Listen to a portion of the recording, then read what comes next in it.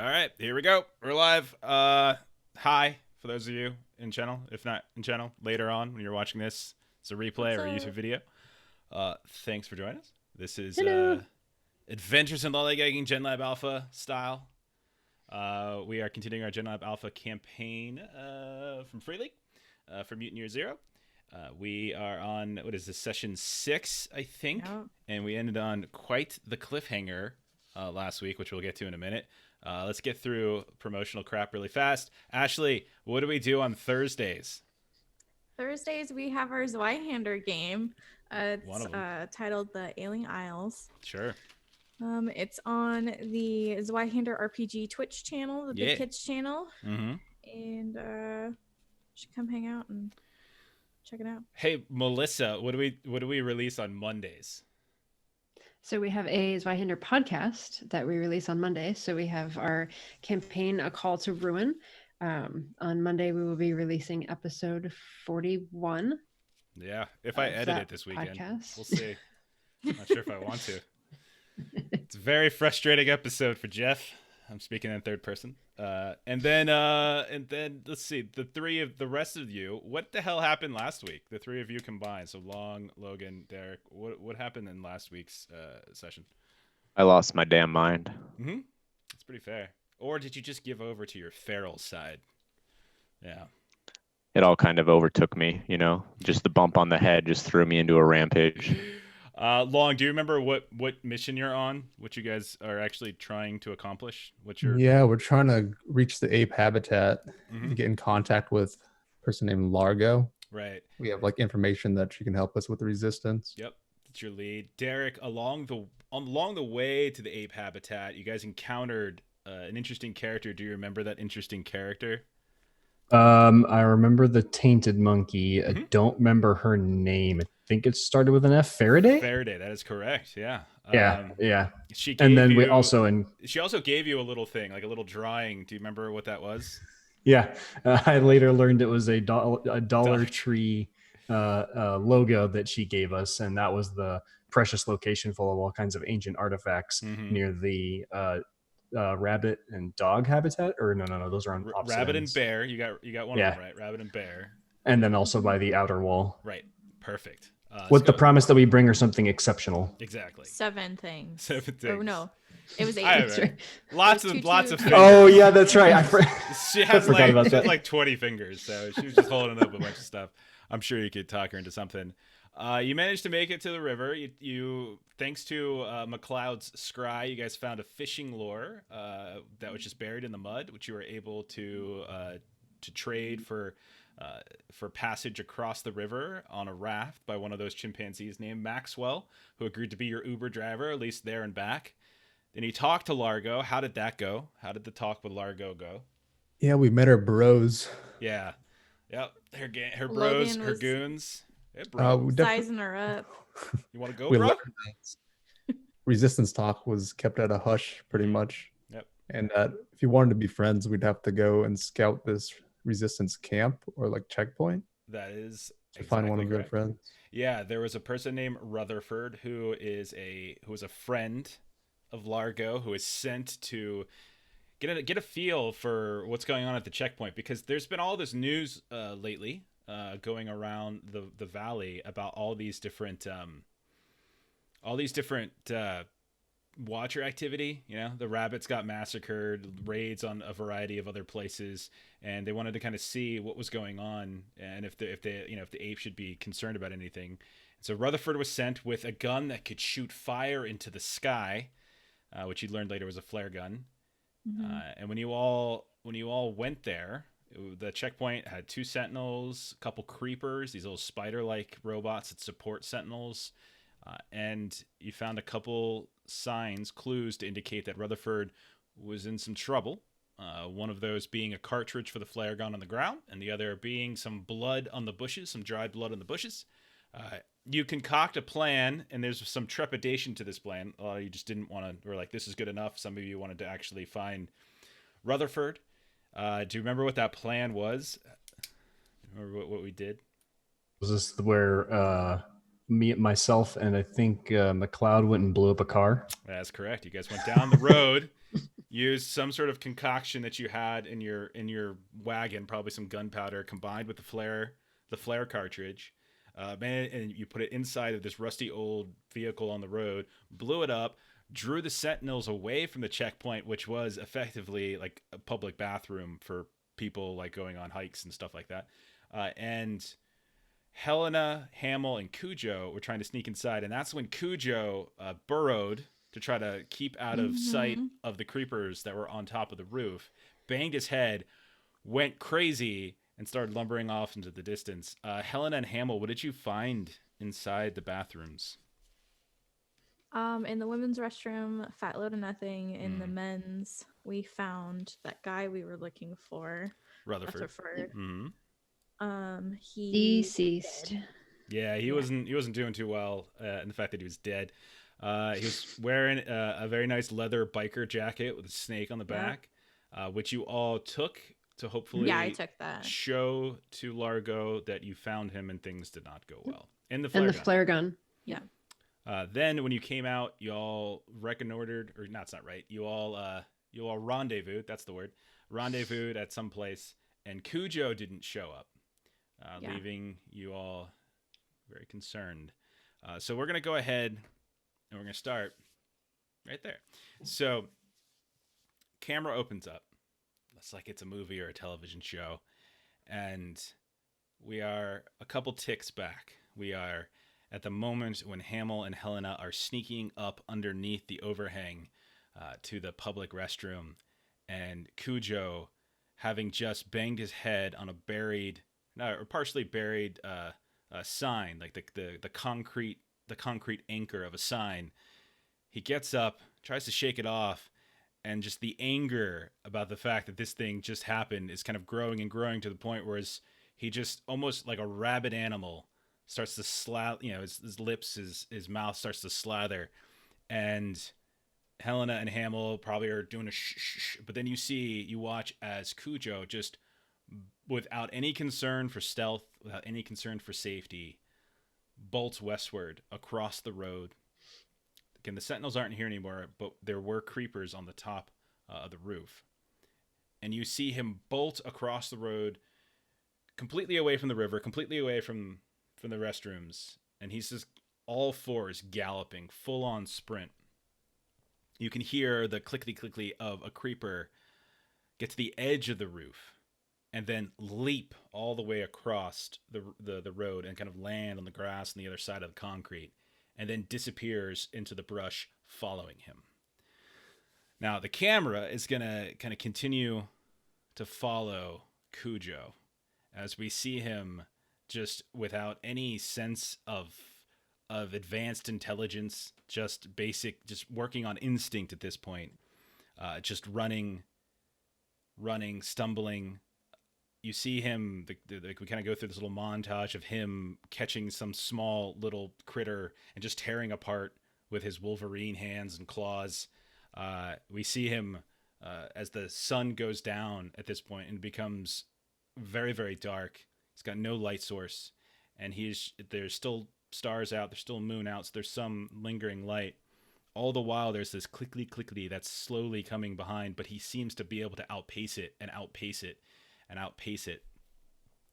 At a certain point, he burst through this metal gate. You can see this, so Cujo would be able to see, and the camera would be able to see this long metal gate with bars, these vertical bars, and then these little like fleur-de-lis stuff at the top with points.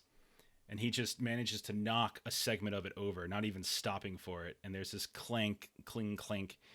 And you see him burst through and bump into like this strange protruding concrete tablet that's just sticking up out of the ground. And then another, and then another.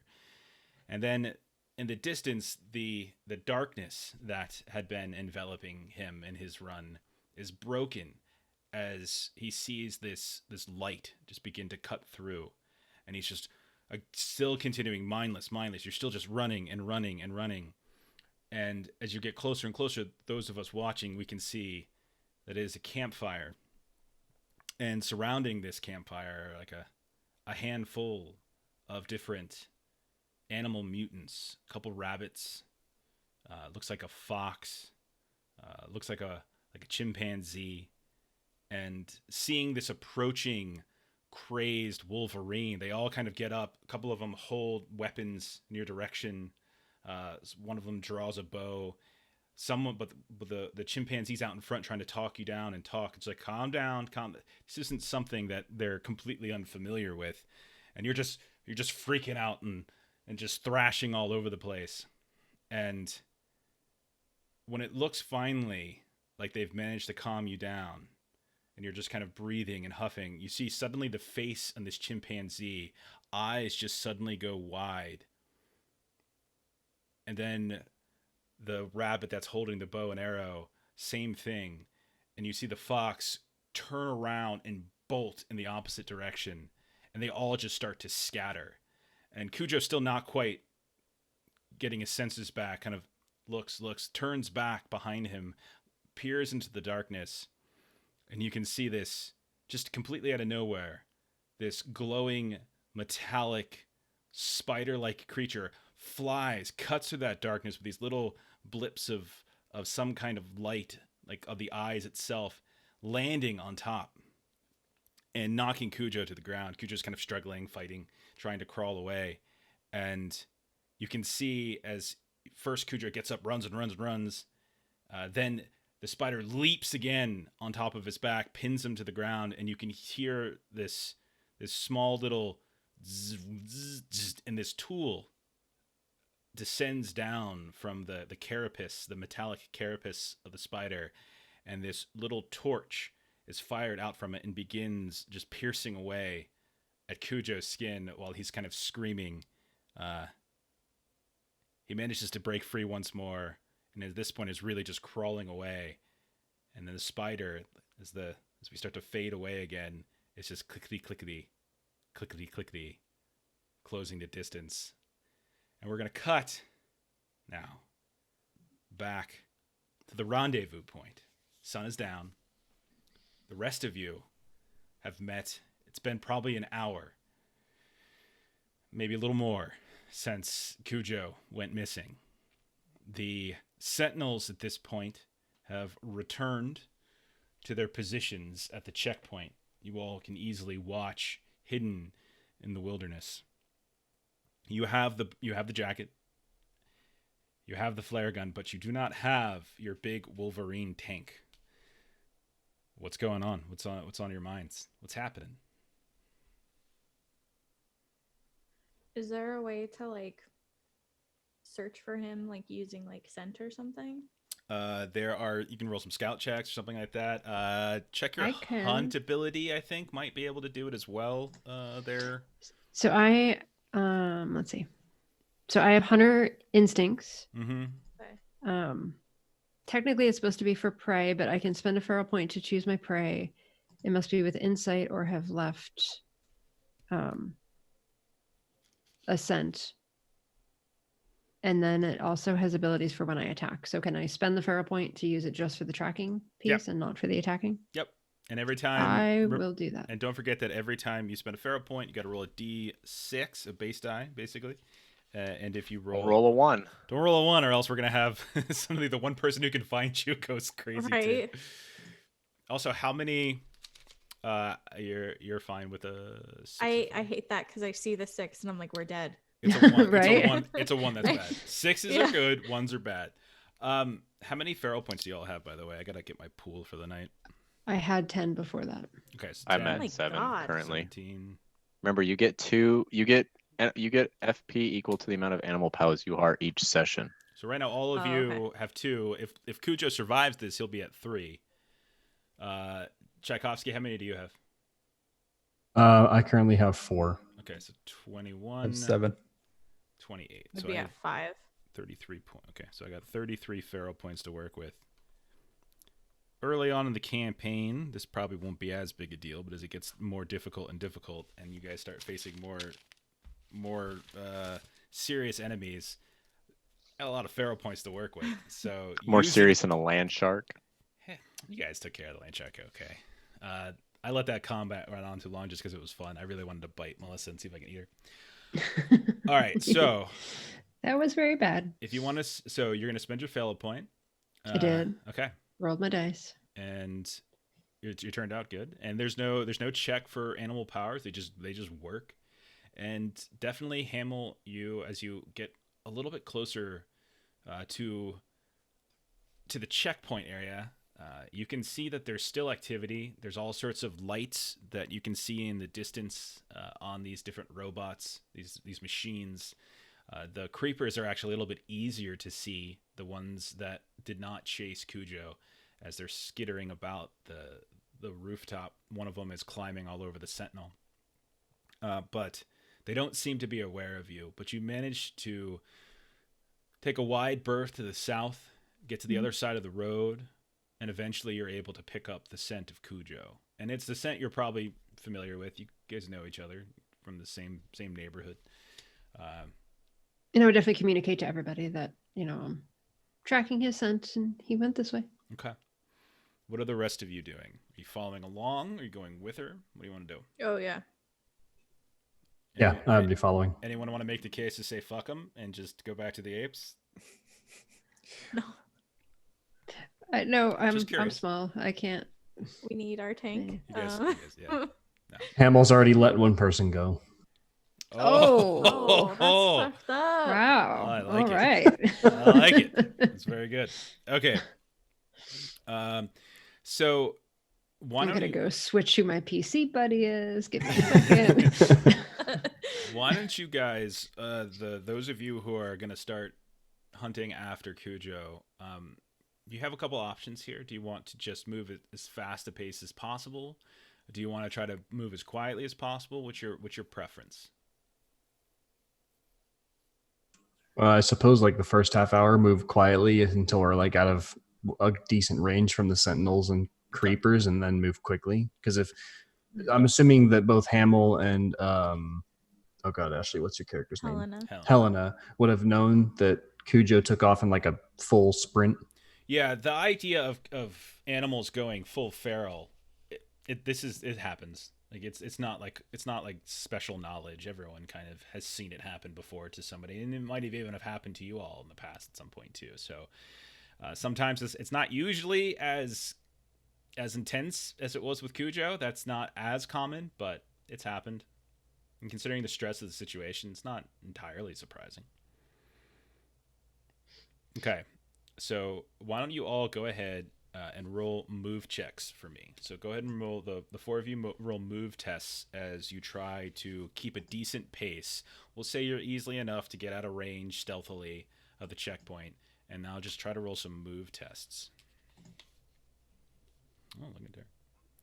Old man's leaving you all behind. Yeah, just hops Derek in his knows wagon. how to move. He's just like canoeing with the wagon.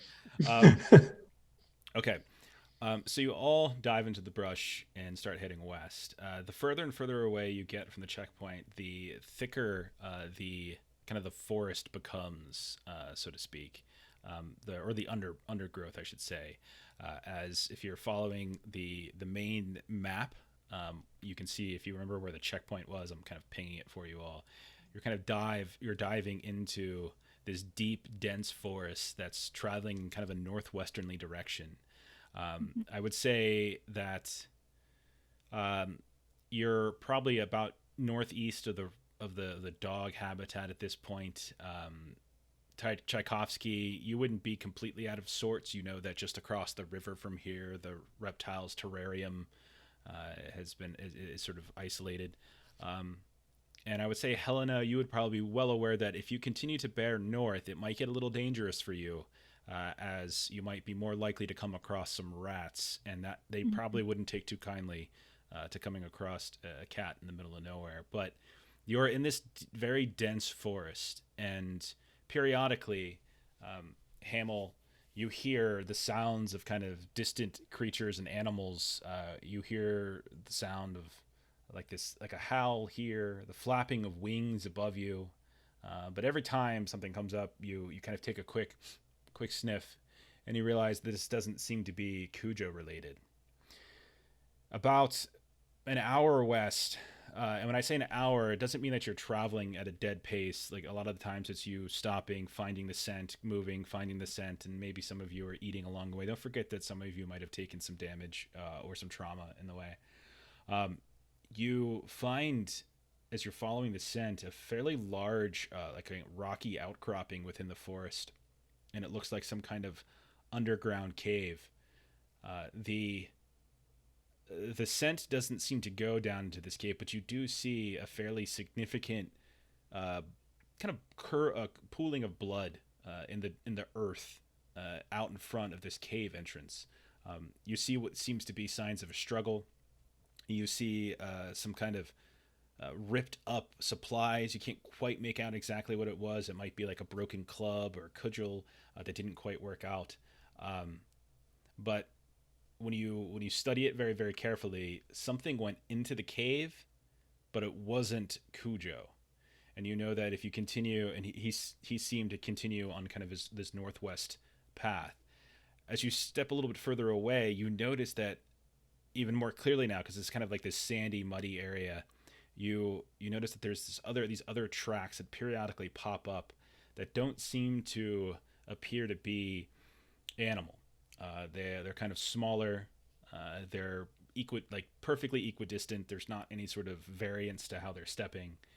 And then occasionally these strange scrapes in some of the trees that you pass. After a couple more hours of kind of searching, you lose the scent for a while. It takes a little bit of time for you to pick it up. You manage to come across, and you're all fairly in the darkness. And any one of you like using any kind of torches or anything like that, or are you just going by moonlight and starlight? I can always scavenge a torch. It's up to you guys. There's pros and cons, so you tell me. I would say since I'm following scent, as long as there's decent moon and starlight, that would probably be my preference. It's enough to give you a little bit, but you're in a little bit of a forested area, so not all of it's getting through, but it's enough that it's not, you're not going to like fall off a cliff if someone suddenly appears. Yeah, if we were looking for footprints, I would need it, but since I'm using my nose. Eventually, you come to this fairly long kind of metallic fence. You see there's a couple different ridges, different like heights here and there. You see up ahead this faintly glowing campfire. And as you all approach, you see that it appears to be abandoned. I'm going to go ahead and move us to a map. You can see a little bit of what this looks like. Let me hang on. There it goes. Sorry, I had to make it a big screen for myself. Too many things I got to put on my screen at once. Okay. Switches it. Okay, so you all have arrived at this. As you look around, you might have heard rumors of the way in which humans bury their dead, kind of this peculiar habit of kind of marking specifically where they die. But you also see that there's a handful of these cobblestone paths in the distance. But as you make it to this camp, you notice that there's chairs, there's some kind of shipping container, almost like a camper of some kind. Maybe it looks as though this has been a place where somebody has been camping out for quite some time, maybe living here. You can see what seems to be the signs of some food. There are some spilled flasks of water, and the fire itself is on its dying embers, but you see no signs of anyone. At this point, if you want to do any sort of scout, as you're welcome to do so, but you're seeing all sorts of confusing tracks on the ground in front of you. You're seeing like rabbit tracks going off in one direction, fox tracks going off in another direction, signs of a struggle. It's the calculus of trying to determine what this is going on is very, very difficult and could take some time. But the scent is still here. Like, this definitely seems like you do get the fact that the scent is still lingering. Okay, so I'll kind of, quietly, kind of let everybody know that, something seems to have happened here, but he was here. And so as you're peeking around, you can see the vague contours of a building off to the kind of northeast from here, like as the moonlight and the sunlight light up just to kind of the ridges and the corners. And you can see all these different rows of headstones. And you all, as people, would realize this is some sort of old graveyard, right? Right. But your animal types might not necessarily be able to equate it, but you can still see that types of things. Off to your left, there's kind of this high ground area where there seems to be a fairly decently high rock wall, and then some trees that are overhanging in a kind of a crude way this cobblestone path. Why don't all of you go ahead and roll some scout checks for me, and I'll see you'll see what else you want to identify around here.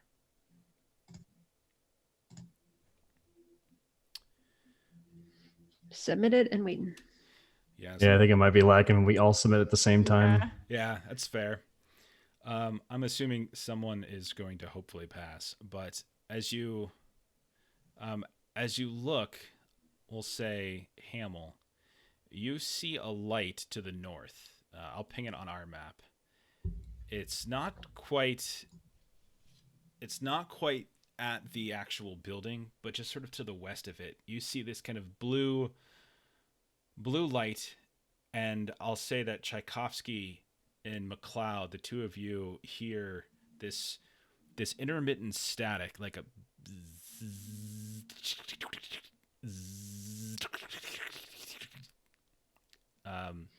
why don't Derek, as Chai, why don't you roll a comprehend test? It might not roll. If you want to just roll a couple d6s, that's fine instead. Yeah. Hello. Everything just came in. All the scouts come in. Okay. One of us did pass. Yeah, I figured one of you passed. So Derek, go Chai ahead and did. roll a comprehend.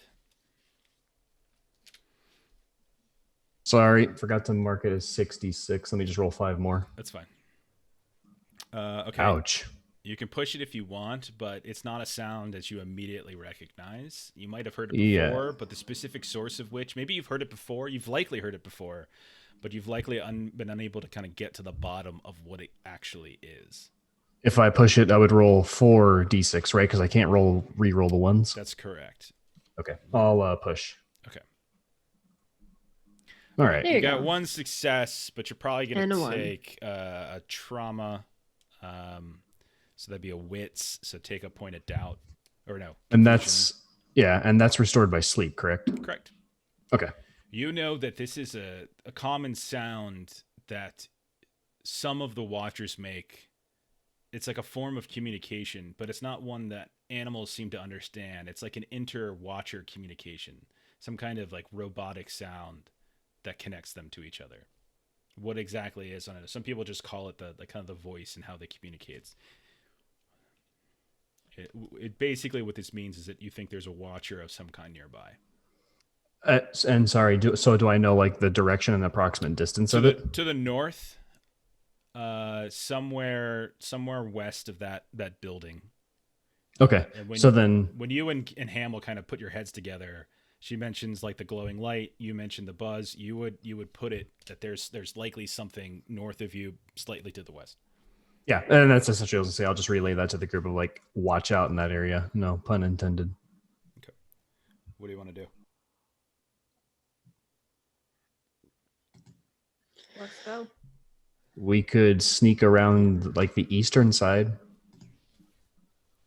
Well, because Hamill and I already know that it was a crawler that was following him. A creeper, yeah. Or a creeper. Mm-hmm. So, like, I don't know. I think we should just go ahead and...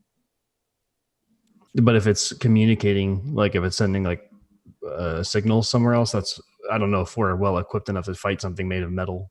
We gotta shut that shit before it gets here. That's a fair point. I mean, if it is communicating, then we don't want more to arrive. We could have the sneakiest person like sneak up and like assess the situation before we all go rushing in, because that shouldn't take more than like 5-10 minutes. Is that sneak or scout, Jeff? It'd be sneak. Who has high sneak? I have 3. I have 0. I have 0 as well. I have 2 sneak and 5 agility. Okay, I have 7 total dice to roll. Yeah, I have 3 sneak and 3 agility. 6 total dice to roll. It's pretty. Do you want to both go? The ladies sneaking ahead. Yeah. Okay, why don't you both roll some sneak tests? I have a question. Would I be able to switch my hunter instinct over to the creeper? I would say they don't really give off scent. Okay. And it's not within sight? Not even oil. You see a It's either within sight or left to track. It's too dark to really make anything too specific out at least not within the current radius that you're at. You do see this flickering light up ahead that's giving you some suspicions, but you don't necessarily know if it's a creeper. It's certainly something of watcher design. What it is, you're not sure. Probably what I'll plan to do is try to do a sneak. Then once I can see it, I can use hunter instincts because I can spend extra feral points to get a bonus to fight or shoot. So, all right, why don't you go ahead and roll your sneak? Sneak. Very good roll there for Helena. Very nice. And why don't you ping on the map where you want to go? You should have control, but just in these little sneaky moments, it's best to move a little slower with this. Just sort of probably ping. Move like here. Okay. All right. So we'll say, Helena, kind of when you move up a little bit closer to this path, you see it's some kind of, and you've seen these before elsewhere around the valley. There's these strange signs, these obelisks that seems to be directional in some way, kind of telling folks in some kind of language that you probably don't read the human language. But we, again, as humans, would probably see this as a street sign, just kind of say which was going which way. And there's this, and it seems to be ornately drawn, ornately created. You can push that if you want, Hamill. And so it's kind of this chunky, nice stone. And then Hamill, why don't you ping where you want to go as well? Same place. Okay. So you kind of sneak out behind, and the two of you notice then at this point, now that you're a little bit closer, you can see a little bit further up ahead, the across the road. You can see that not only can you at this point get close enough to confirm that flickering light is in fact a creeper, but you can see that it seems to be kind of crawling over top of a body. And at this distance, you can't tell for sure that it's Cujo, but it would be a hell of a coincidence if it wasn't. But it's still a watcher as well. It's still a watcher. They're you know that I think the comprehend roll that you had last time, or no nature roll, something like that. I think you guys know that these are more stealthy, scouty types and supportive. They're not necessarily the most combat driven. Not that they're incapable of combat, but these aren't sentinels, and they're not even drones. But they're definitely more supportive. Okay. I want to. Can we keep moving forward? That's entirely up to you. If you move onto the road, I'm gonna roll a scout test with the creeper and see if they're capable of seeing you. Okay, but can we see it? You can see it at this point. There's enough light emitting from their little lights, their little flickering lights, for you to know that's for sure. That's absolutely for sure a creeper. Okay. I want to spend a feral point. Okay. So I'm gonna roll my d6 real quick. Okay. Cool. Solid. That was way too close.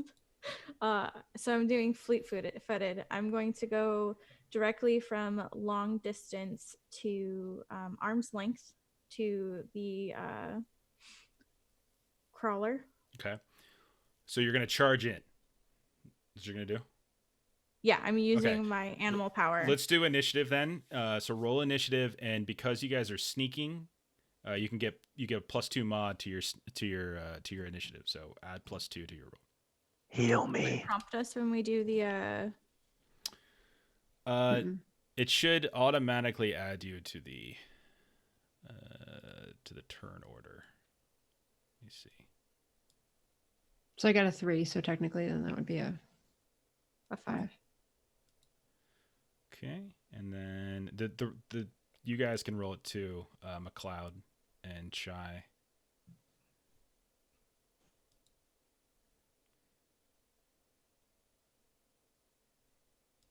What's the range of a sling again? It should be Short. short. It I is- believe, Yeah. which is like 30. So 30 20 to yards. 30 meters. Yeah. Okay. You said you rolled a 5, Melissa. Is that what you said? I rolled a three 3, for so it would two. be a 5 with your +2. I rolled a 6, so plus my 2. Yeah, 8. I'm adding in all like the little Okay. extras really Sweet. quick. All right, so I'm gonna go ahead and roll initiative as well for my dude. Okay. All right, so Helena, you do in fact get to go first. So describe what you're doing. You already used your So- animal power in the setup, so you don't have to waste your first action on the first round on doing that. So you have your maneuver and your action that you can do like normal. So my animal power was fleet-footed, so that's to Mhm. go directly from long distance to arm length. So can I move myself or no? Yep, but you got to roll. You got to roll your feral dice for how many feral points that you rolled. Roll that many d6s. Oh, I already rolled that. I got a 2. Oh, you did. Okay, perfect. So I'm gonna go up there, and now I'm going to attack. Okay. Just bear. So I'm gonna do just. You're gonna my fight attack the strength. bear. Okay. No. Just with my like paws, kind of thing. Okay.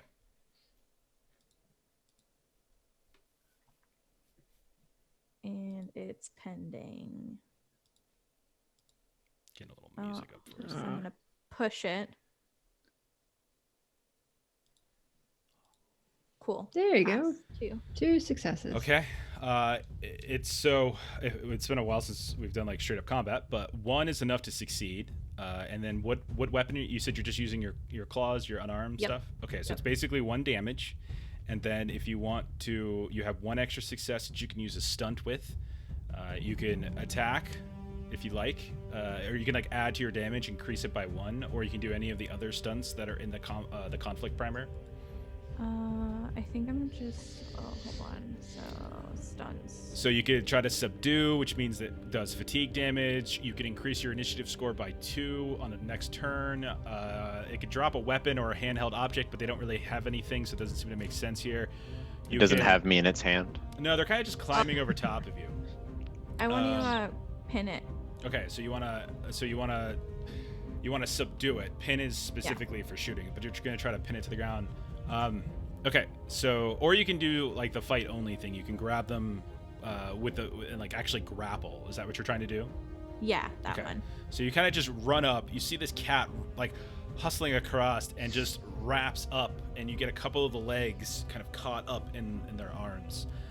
Okay, and then it'll be McCloud. So this counts as an object. Use any weapon plus 2 I'll spend 2 movements just to get closer to where Helena and Hamill went to. Okay, go ahead and move up. You always pronounce it Hamill. It's Hamill, right? It's Hamill. Okay, this is Dorothy Hamill. Yeah. Hamill. Yeah. All Hamill. right. Like Hamilton, just Hamill. Okay, so then that's Helena. That's McCloud. Hamill, you are up next. All right, so I think this is the first time that I'm doing this fully. So I'm going to spend a feral point to Okay. make this my prey.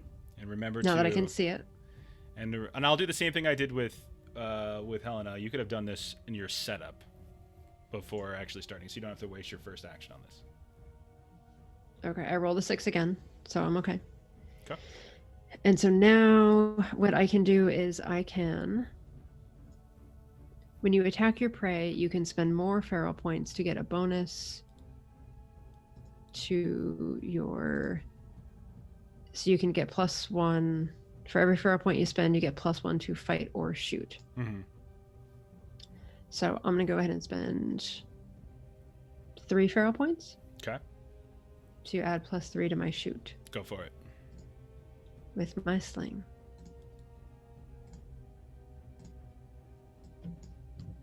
So I'm basically just adding 3 gear dice. So that'll be the +3. Okay. I mean, you could do it with just the skill thing. Like, that's what I like to do, is I just punch up the skill temporarily, roll it, because it's the correct die if you do it that way. All right, so I'm moving up. Shoot. Just put up temporarily, 1, 2, put shoot up 3, 3, and then hit the die, and then lower it immediately afterwards. Okay. Nice. Oh. It's like every stunt on the table. So Talk your way through it. You pierce through its heart. So you just obliterated this thing. Why don't you go ahead and describe what that looks like for us?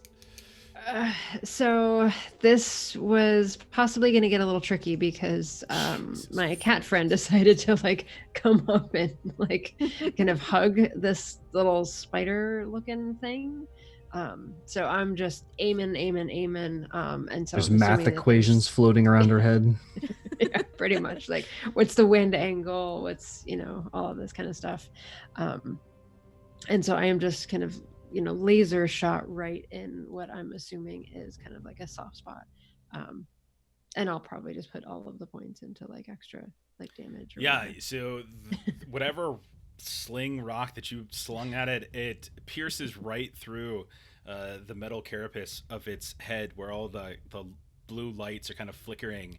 And Helena, you're really close so you can see it as it just cuts, it goes right through one of these kind of plastic eyes, glassy eyes, bypassing the metal entirely, and it kind of rattles around in the brain, and you see it kind of and just flatten down in your arms as it seems to be inert at this point. Hamill immediately turns around like, did you see that? Did you see that? And as you turn around, Hamill, you notice in the distance to the kind of southeast, there are lights in the sky, and they are moving in your direction.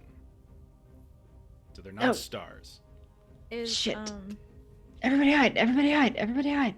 Is Cujo When you look at Cujo is currently unconscious. Cujo, you can go ahead and set your agility to 0, as you have been fatigued. You would need to roll a successful heal test to kind of break him from his feral state at this point. Can I attempt that? Absolutely.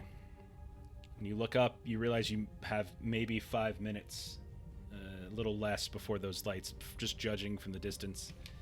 Okay, so you can go ahead and get back up. As you see Cujo, when you open your eyes, your paws are covered in blood. There's this metallic spider on top of you. Helena is in front of you. I mean, what's going through your mind? What happened? Just a few minutes ago, we were charging the station, and what happened? Why am I here? You hit your head and you went a little feral, but we got you. So Fuck. we need to group back up. So I'm just gonna look over at the dead spider and just say, did I do that?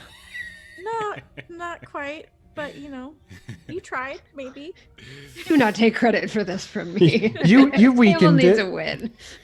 And as you're kind of sitting up and getting your sorts together, you notice that you are quite literally covered in patches of blood, and you start looking around for places where it might be your own wounds. And while you have a few, it sort of dawns on you that a lot of this blood is not your own. Even your face, when you look at him, Helena, it's just sort of covered, like his teeth and stuff. Like he is quite literally, his hair is matted, and he looks like he's had a bad few hours. Is everyone okay? You were who we were worried about. And, Seems to be the least of the concerned right now. Helena will try and help lift him back up, and she goes, "I don't know what happened with that, but let's go." McCloud, you look off to the east on the path, and you can see maybe 200 yards lights beginning to emerge on this rocky path to the east.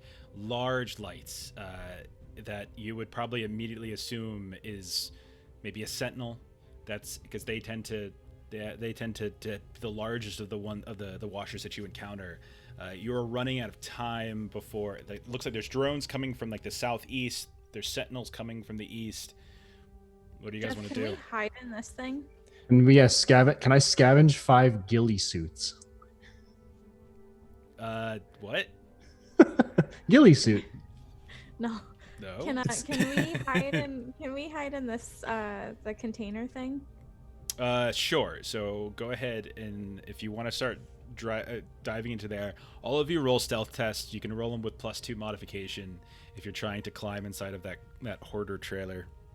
And you go inside, you can see that this definitely was being used as a nest, as sort of a den. There's makeshift beds. There's different kind of pictures. Oh shit! We didn't put the fire out. I'm just not gonna bother rolling because I have a 0 in agility and a 0 in sneak. So You should have 2 in agility, I think. Yeah, I gave me- pulled you. I You healed should you. have 2 a little back bit. up because you got 2 successes, right? You should be up to 2. okay. Okay, so all of you get inside of the crate. We didn't put out the fire. Fire still Oh flickering. my god. Let's take a look at them scores. Oh, that ain't good. Look at that. So Derek, I think one of the things you can do when you have extra successes is that you can give them to somebody else. You can kind of cover them. Do you want to push that roll there, Hamill, with the no successes? Yeah, Melissa, just push your roll. See what No. happens. Okay. You sure? I I already have 3 bad. I would say you're aware, though, that there are other watchers closing in on this position. But I could give. No, them- don't do it. Oh, fuck. Got her. You take God damn 3 it. points of fatigue, but you do, and it's exhausting. But you manage to kind of climb up into this this kind of what looks to be a cabinet. We would know it as some sort of like this is a trailer, and there's like a cabinet where people would actually put like their kitchen stuff in it, and you're kind of climbing up in okay, your yeah. small sense inside, and but it's difficult climbing up there. But all of you find like different places to either hide under some cloth or to hide inside of a box or a cabinet of some kind. And after a couple minutes, you hear the vrooming of some kind of wheels and treads. I would say maybe McCloud, you're kind of peeking. You got a little view of the northern, like the northern window that peeks out towards the path in the graveyard, and you can see that a very large sentinel has wheeled up in the direction of where the creeper lies inert on the ground. A second creeper is kind of crawling on is kind of perched up on its shoulder, on its side, and you can see that one skitters down and begins to pull like the other creeper like onto the kind of the base where the treads are, almost like it's a tank, as if they're getting ready. And this one starts to spin around, and it's trying to do like a 3-point turn, dodging headstones and stuff like that. Meanwhile, Tchaikovsky, you can see out the window, there are all sorts of these spotlights that are beginning to hit the ground, kind of looking all over the place, and they're kind of searching and searching and searching. And I'm gonna roll a quick. I'm just gonna roll a quick thing. Let's see if. That's This is frightening. It should be. You guys, my TPK rater. Nah, just kidding. You'll be fine. It'll be fine. All right. They only have 6 in Scout. They got nothing. I just rolled 6 d6s for Scout on this drone. So as you, The resistance is on our side. you see as the sentinel and the broken creeper and the other creeper that's salvaging it begin to drive off in an easterly direct, back the way they came. The drone continues to circle round and round and round, and eventually starts drifting north a bit. You can hear in the distance like the shouts of an unfortunate and unlucky animal mutant who just so happened to be caught in the spotlight, and the drone beginning to say, is saying something along the lines of like, "Do not move, prepare for apprehension," something like that. And you guys realize that you have dodged a very massive bullet. And after maybe about 20 to 30 minutes of really dicey moments, they're gone. What do you want to do? It's probably like 10, 11, maybe midnight, something like that. We can spend the night here. It I was seems about to safe. say, we're hidden. Might as well sleep here. Okay. All right. So yeah, you guys sleep through the night. You wake up in the morning. Can I recover 3 points on my wits since I took so much damage from this session and last session? Yeah, if you're sleeping, yeah. Okay. Well, I'm just making sure I state it. And also, doesn't that mean the rot also goes away? Mm-hmm.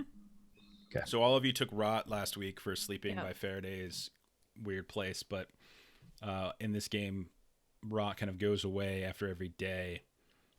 And so since you guys all only took 1 point, you're good at this point. Switch this back over. Okay. Oh, Yeah. also we have to each spend 1 grub, 1 water. Yeah, I think we did that earlier in the day. Yeah, if I you remember. ate before you left Faraday's, but in the morning you'll have to. Yeah. Yeah, that's what I meant. Does anybody have an extra ration of water for me? Because I'm Yeah, down I on do. my Yeah. agility. You can- So Thank you. through the night, Oh. Cujo, you start having these peculiar dreams, nightmares that you can't quite shake. Nightmares of a rat and a turtle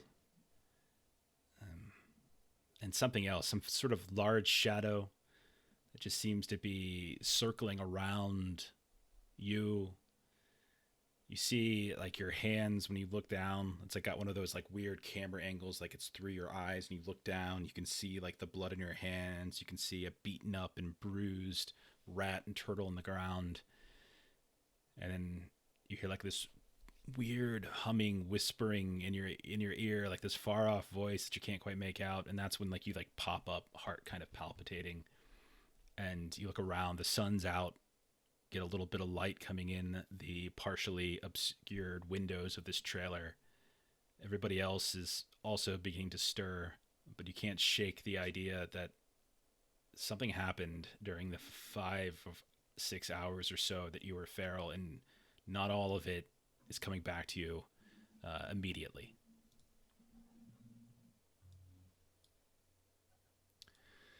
Okay. So you all eat, drink. Don't forget that you have to take the one of each every day, and then if any of you need to heal agility, drink some extra water. If any of you need to heal some damage, eat some extra food. And then are we heading back to the ape habitat? Could we go back to that cave, You certainly could, like on our way back to the ape habitat? if you like. Yep, that would be good. Okay. So on your way back, you kind of track your steps. It's a little overcast today. There's a little gentle rain that begins to fall, but nothing too terrible. But eventually you make it back to the cave, and when you start descending into the rock, it goes down maybe 10 yards or so, and then you can see like there's this very steep decline. It almost looks maybe like an old mine shaft of some kind. There doesn't appear to be any kind of lift or elevator still attached. You can see the remnants of old rusted gears and switches, cages, stuff like that. There's reinforcement beams and stuff like that, but they don't look particularly safe. But it goes in maybe, again, about 10 yards or so, and then there's this just pit that goes down. You can see that there's some sort of tracks, this kind of strange trough of dirt over top of the ground within the cave. And you can see darkened areas that are likely dried blood, and then nothing as you reach the shaft below. And you look down and you can't see a bottom from up here. That's the reason we're stopping by. What'd you want to do, Chai? I was gonna say, if we can't see the bottom, I could try and find a torch and just like drop it down and see how far it goes or whatnot. Go ahead and roll a scavenge check.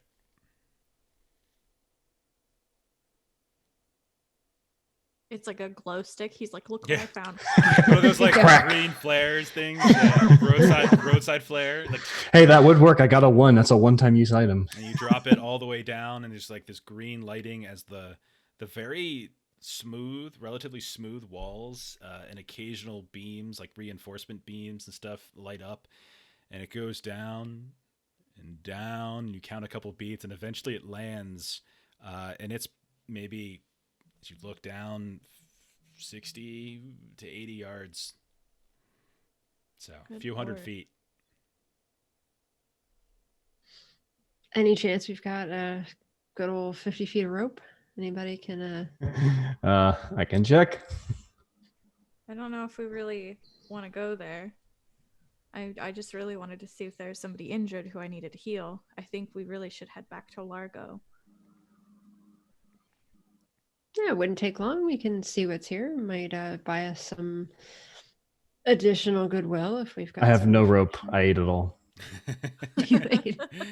Cujo, standing around here, you're getting like these little quick flashes in your mind. Like, you were here. There's a rat, or excuse me, there's a rabbit, there's a turtle, there's something else. But every time you try to focus in on what that something else was, it's just a block. And you keep having flashes back to these dreams of these mangled, beaten up rabbit and turtle on the ground, looking at your own hands. You're not sure if you were responsible. You're not sure what that other presence was, but it just, maybe a good night, maybe a better night's sleep, the answers will come. But Real quick regarding the rope, I just realized that for whatever reason, the scavenger roll is not taking wits into account. So there should be another 5d6 there. don't forget that the first thing when you do the special, you have to punch in your base die first. Oh, So that's definitely what I forgot. then the second one that comes up is the normal gear die thing. Yeah, because yeah, all my the bad. special, That was my bad then. all the special skills are on different attributes. So I can't. Makes sense. Okay. Yeah. All right. What's the plan, guys? I'm gonna howl down the tunnel for fun. Okay. Echo, echo, echo. Okay. It echoes, echoes, and echoes. How many Yeah, times guys, does it's it pretty echo? deep. 5. I'm just gonna be sitting kind of very hungover in a sense from my night before, very depleted of my energy. I'm just kind of cleaning my fur, just trying to groom myself as much as possible. I don't need to be pretty, but I definitely have a little bit of excess on me that I'm trying to mediate. Okay. Do I need to heal him again?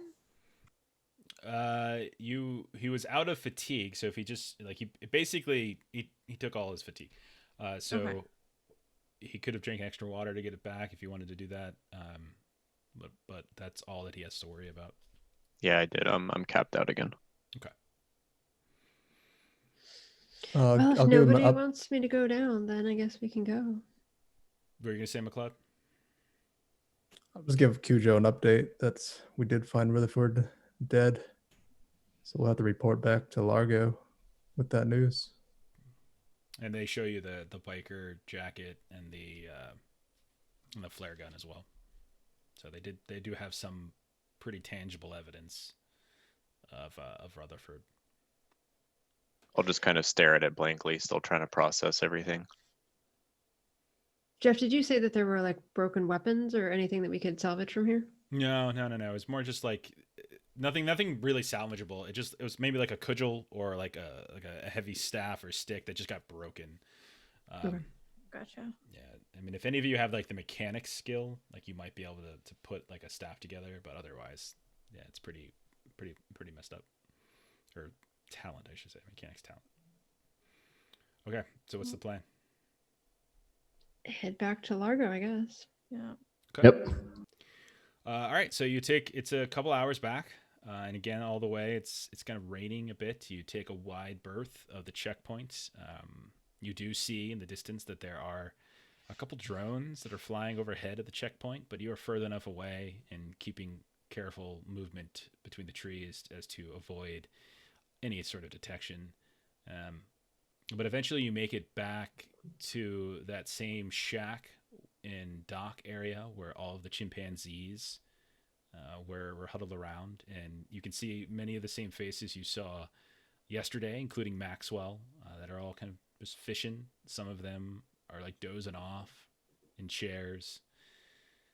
Some of them are kind of sitting cross-legged on their rafts just a few yards out from shore. Others are kind of hanging overhead of branches that overhang the river and fishing from there. What do you guys do? I think we'll approach Maxwell because Largo did give us those bananas. Okay. Yep, you do still have the bananas. And if you offer the bananas for a ride across, be more than happy to do it. And so he takes the bananas happily, loads you all up, takes a look at Cujo and kind of eyes him up and down because, you know, you've gotten a lot of the cleaning out of the way. But he's like kind of confused. Like maybe you want to take a dip, kind of wash some stuff off. But he also, you know, doesn't pry. And you guys make it across the river, probably by about lunchtime between the travel and the river crossing. As we're traveling across the river, I'm just kind of dip my claws in the water very lazily and just kind of like drip it on myself. Like if you're in a bath, just kind of scooping water onto yourself, just grooming myself very lazily. Okay. I feel like we would all be concerned that you are definitely not your usual like Yeah. blustery self. Like Yeah. this is not. Did you take a new animal power, by the way? I did, yeah. I developed a sixth sense. Oh no, wait. Yeah. Okay, cool. Very cool. Nice. Okay, so unless there's anything else, you guys make it across safely.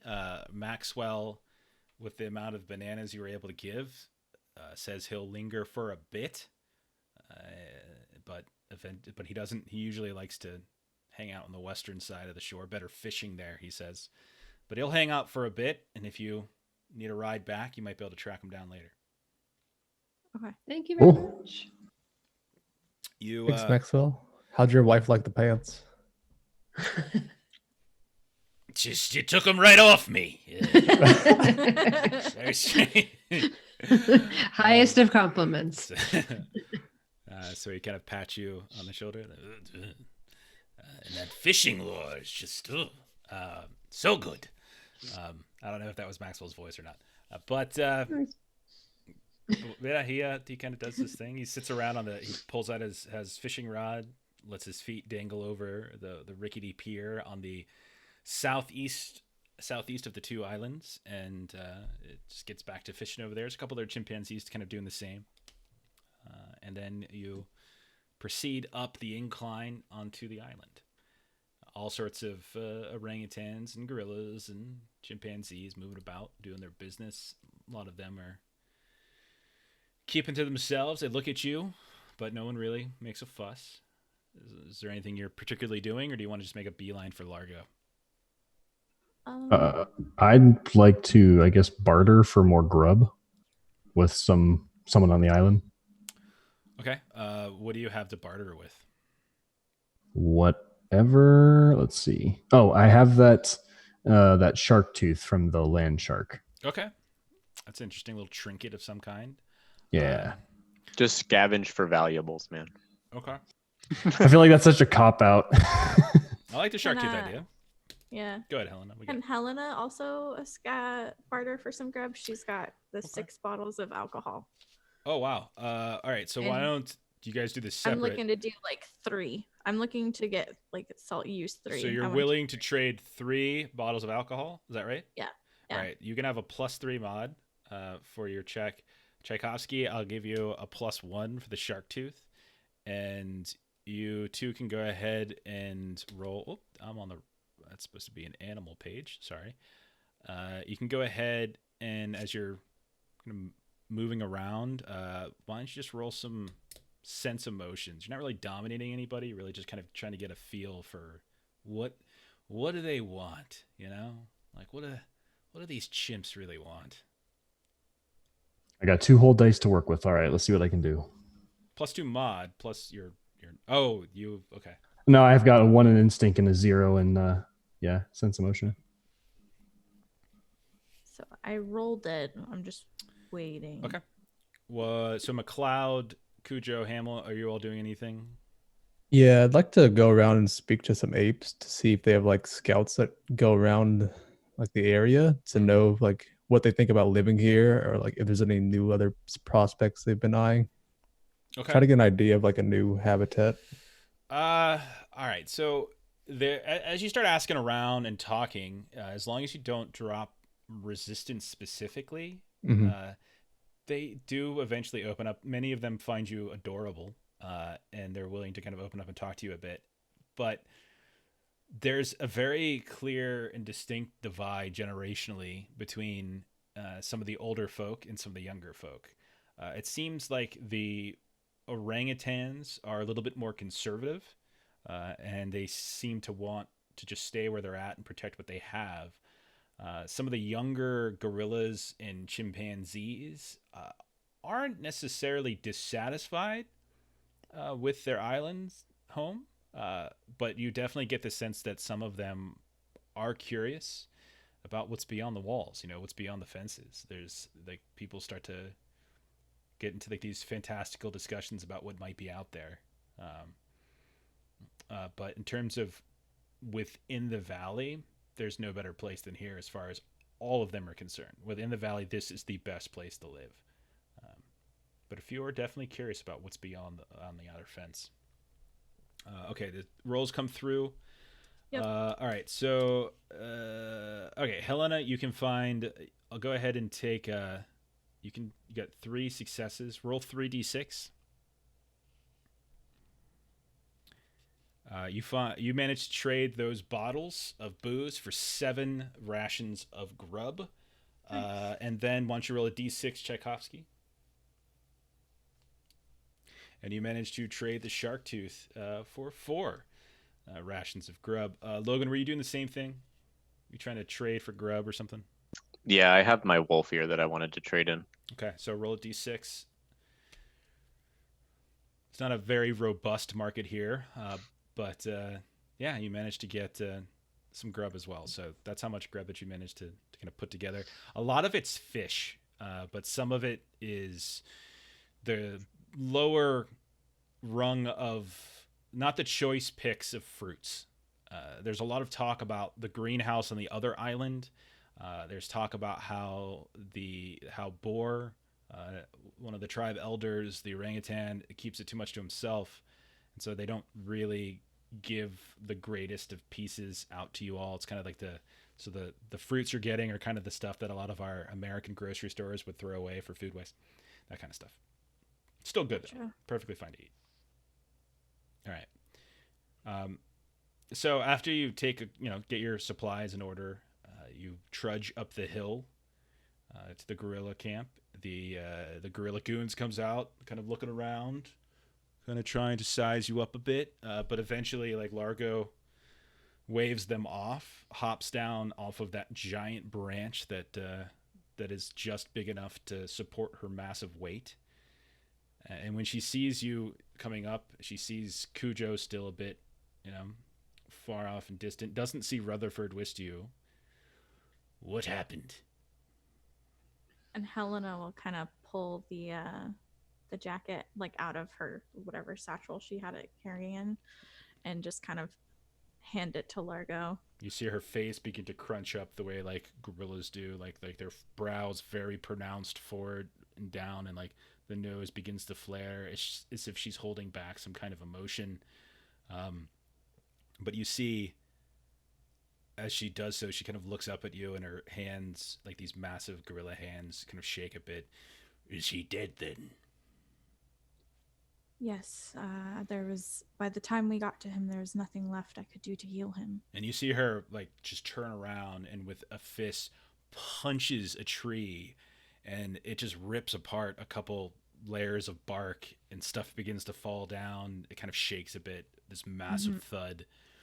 And when she pulls it back, like the bark kind of falls off of her knuckles. And she's got her back to you, kind of heaving. And of the watchers.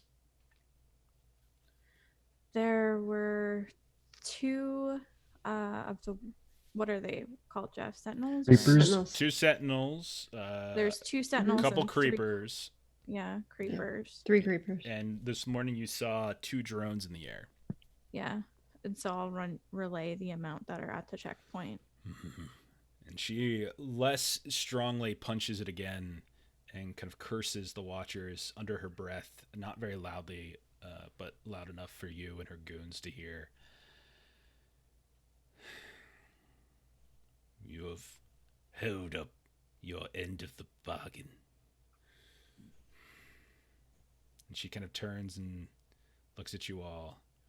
And of the fire pistol. Yeah, I'll hand that over to her and just say, like, I was gonna say, I hope it I hope it serves somebody else better.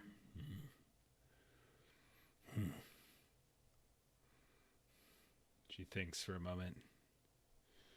Perhaps you are more capable than I first surmised. Still, I can't outright commit to anything. And she kind of waves you in closer. And she says, whether the apes support the resistance is not up to me. On the other island there is one of our alphas, Bohr 21.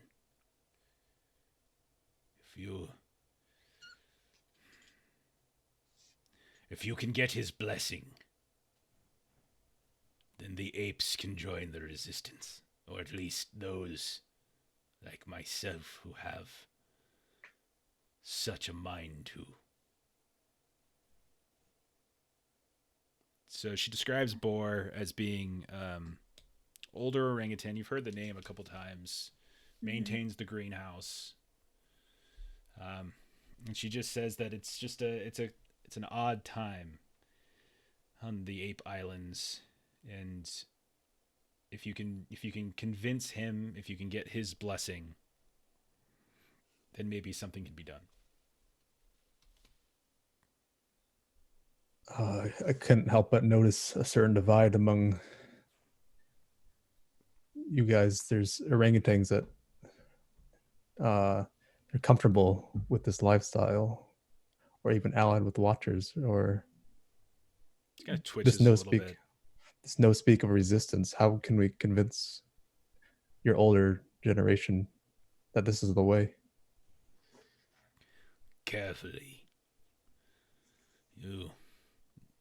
The older have lived for their long lives in one particular way.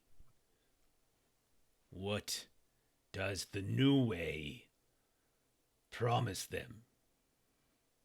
Will it be better than what they have known? Will it be worse?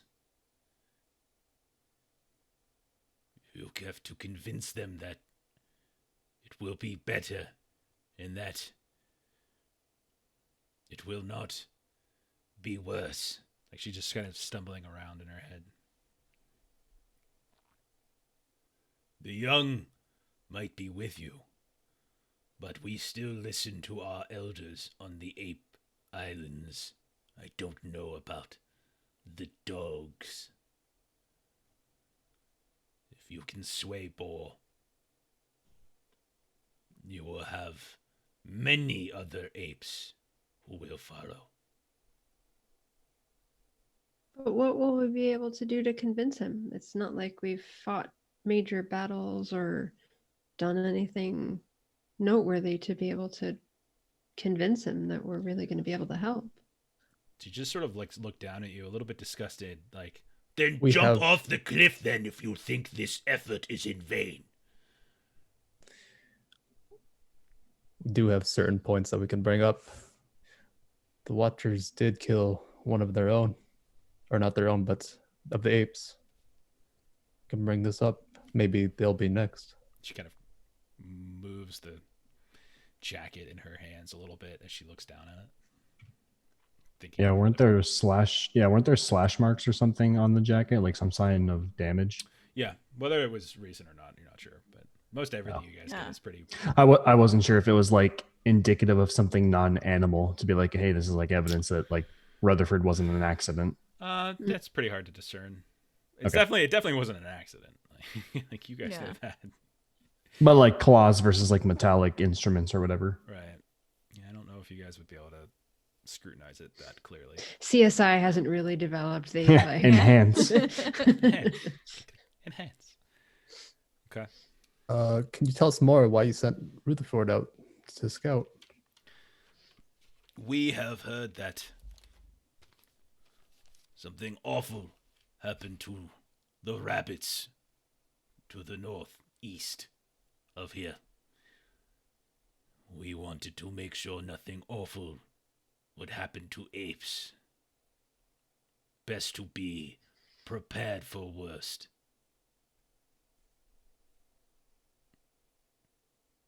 And then Helena will mention that there was more activity in like the forest area where we were at.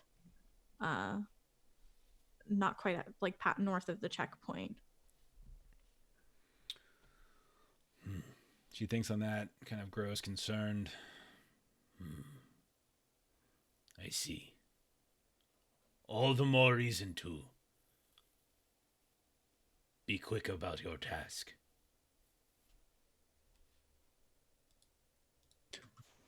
How can we meet with Bohr? I'm sure he's busy. Can we just request an audience? You can go across. If we thought you were bad, you wouldn't have made it to islands to begin with. You can request an audience. He has guards, many. They are not very bright. If you come up with a good story, good reason, you can get inside to see him. But be careful who you say the words to. Resistance. Just looks at resistance. Do we tell him that you suggested we meet with him? No, No. Is he open to the resistance? I do not know. Is he older or younger? I know All of the council elders members- are elders. Okay. Well, because cats are a little bit different. Not all of us are old. Uh-huh. Tribe elders are tribe elders. Okay. And Helena will just kind of like chew on her lip and kind of like nod to herself as she's like, okay.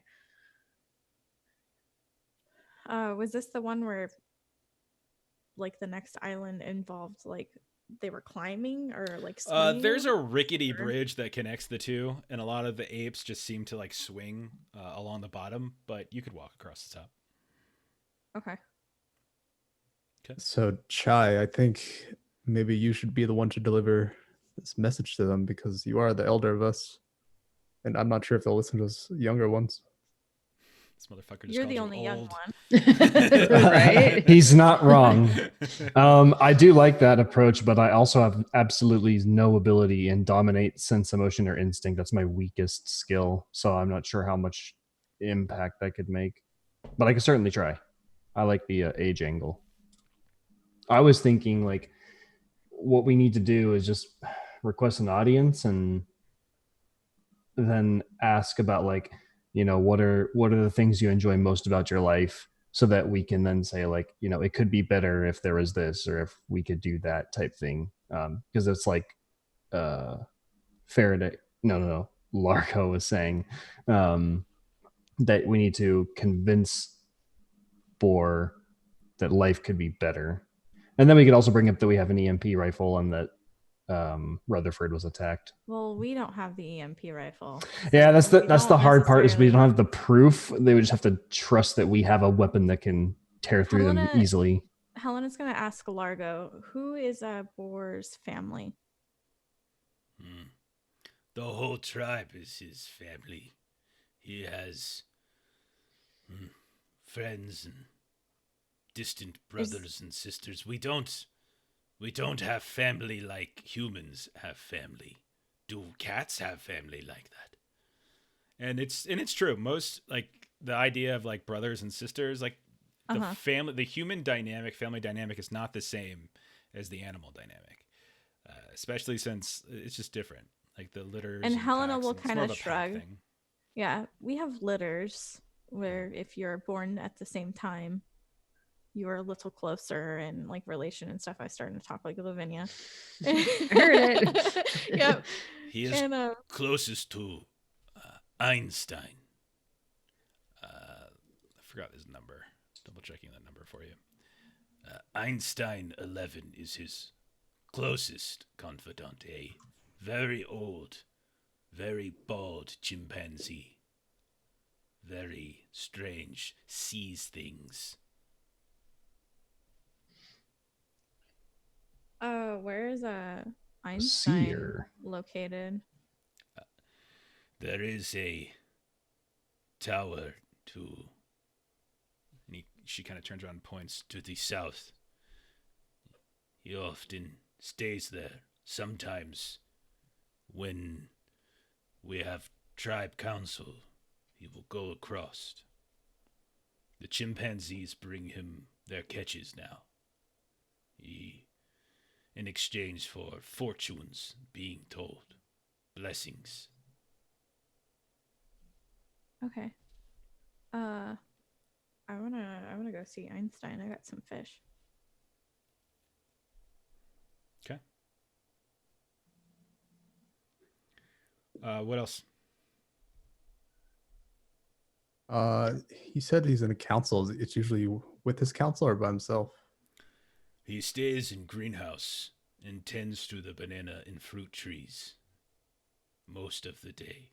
Sometimes he will come outside and get fresh air. But most of his days are spent on the island by himself with other orangutans.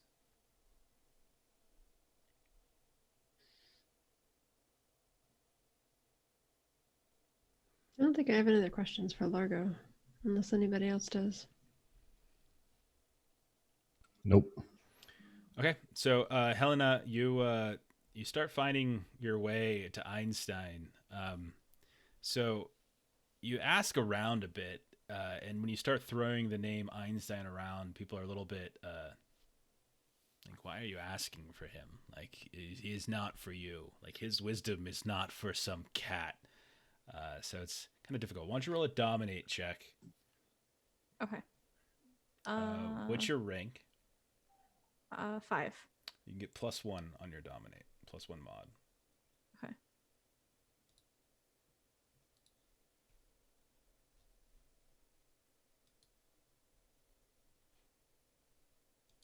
Maybe. Yeah, it's so weird because when we're like testing it ahead of time, it's always fun. It's like immediate. And Yeah. then we start playing, and all of a sudden, it's like it knows we're recording and streaming. It's really weird. Can you guys hear Gabe screaming? I keep like muting my mic. No, I haven't heard anything. Not really, no. You're doing a wonder if good it has job to with that do- mute. I wonder if it has to do with the pop out or if how many people are in it. Could be. Do you want to push that? Yeah. Oh, All right. Take 1 point of doubt. Okay. And you are not let in to see the revered seer known as Einstein. Okay. All right. What do you guys want to do? I think we have enough to go on to try and convince Bohr. Okay. McCloud, you should do that thing you do. Do you see anything in your visions? Yes, you should see a successful interaction. Oh, right. Of course. That special ability that only I can do. I'll climb a nearby tree. Okay. Hamill just goes up to McCloud and spins his hat for him and be like, why don't you do something useful? Yes. Okay, what do you... So go ahead and why don't you roll your check, and then based upon what you roll, we'll see what you predict.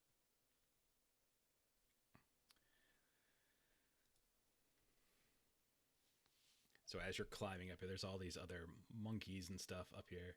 They're kind of looking at you particularly strangely. All right, pushed it, and I still didn't get anything. All right, so take 1 point of doubt as your What were you trying to predict?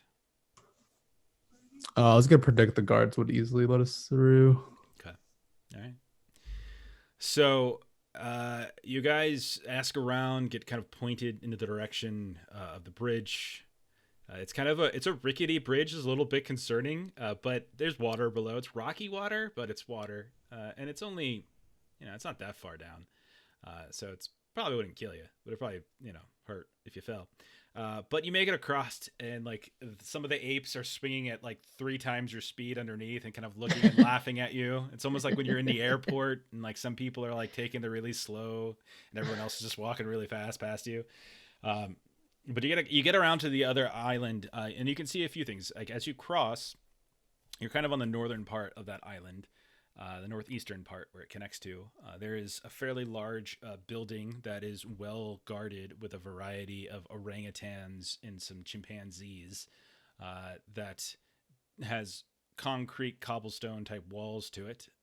There is what looks to be some kind of sunken concrete area that you all would recognize in human terms as a empty pool, but it appears to be some kind of revered area, as there's a variety of like logs and stuff that are set up. You see a handful of different apes down there eating, lounging, talking, playing games. You see quite a few orangutans all over the place here. There's huge trees that are on the kind of the western, northern, and southwestern sides of this island, and they're incredibly tall. And as you peek, you can see that there are apes all over the place up there. There's some of them are sleeping, some of them are swinging back and forth between others. There's just dozens and dozens of apes up there. When you look off to the south, you can see the greenhouse, and the greenhouse itself is another fairly long rectangular building. It's got a lot of glass panels, but some of which have been cracked over the years. Some of them have been replaced by whatever they've been able to find, a piece of sheet metal here, heavy corrugated cardboard there, tape in some cases. And you can see that the entrance appears to be on like the eastern side of the building, which is one of the smaller side. So think of a very long rectangle on the eastern small section. There is a door to go in. As you start to walk towards it, you notice 2 orangutans sitting on the grass. They're playing some sort of game on top of a tree stump, almost like it was a table. There's bushes, some berries around as well. Occasionally, you'll see like a chimpanzee laying, just grabbing one and eating it, and grabbing one and eating it. And then you can see that the doors to the greenhouse are guarded by 2 very fat, dark orangutans. And as you walk, everyone's letting you freely walk all over the place. You do see a couple non-apes here and there that seem to be trying to trade or discuss something. Some of them are succeeding, some of them are not, but you're getting strange looks. You can hear like sounds coming up from some of the trees because they all get a perfect bird's eye view of you walking across and walking around here because they're so tall. What do you guys want to do? Can I do a quick check for some compost in my wagon? That's disgusting, but yes, go right ahead. Cool. All right, let me. Compost. I mean, you've been keeping some stuff in there for a really long time. It probably is compost. Yeah. Okay, I just sent it, so it should pop up here in a sec. What are the rest of you doing?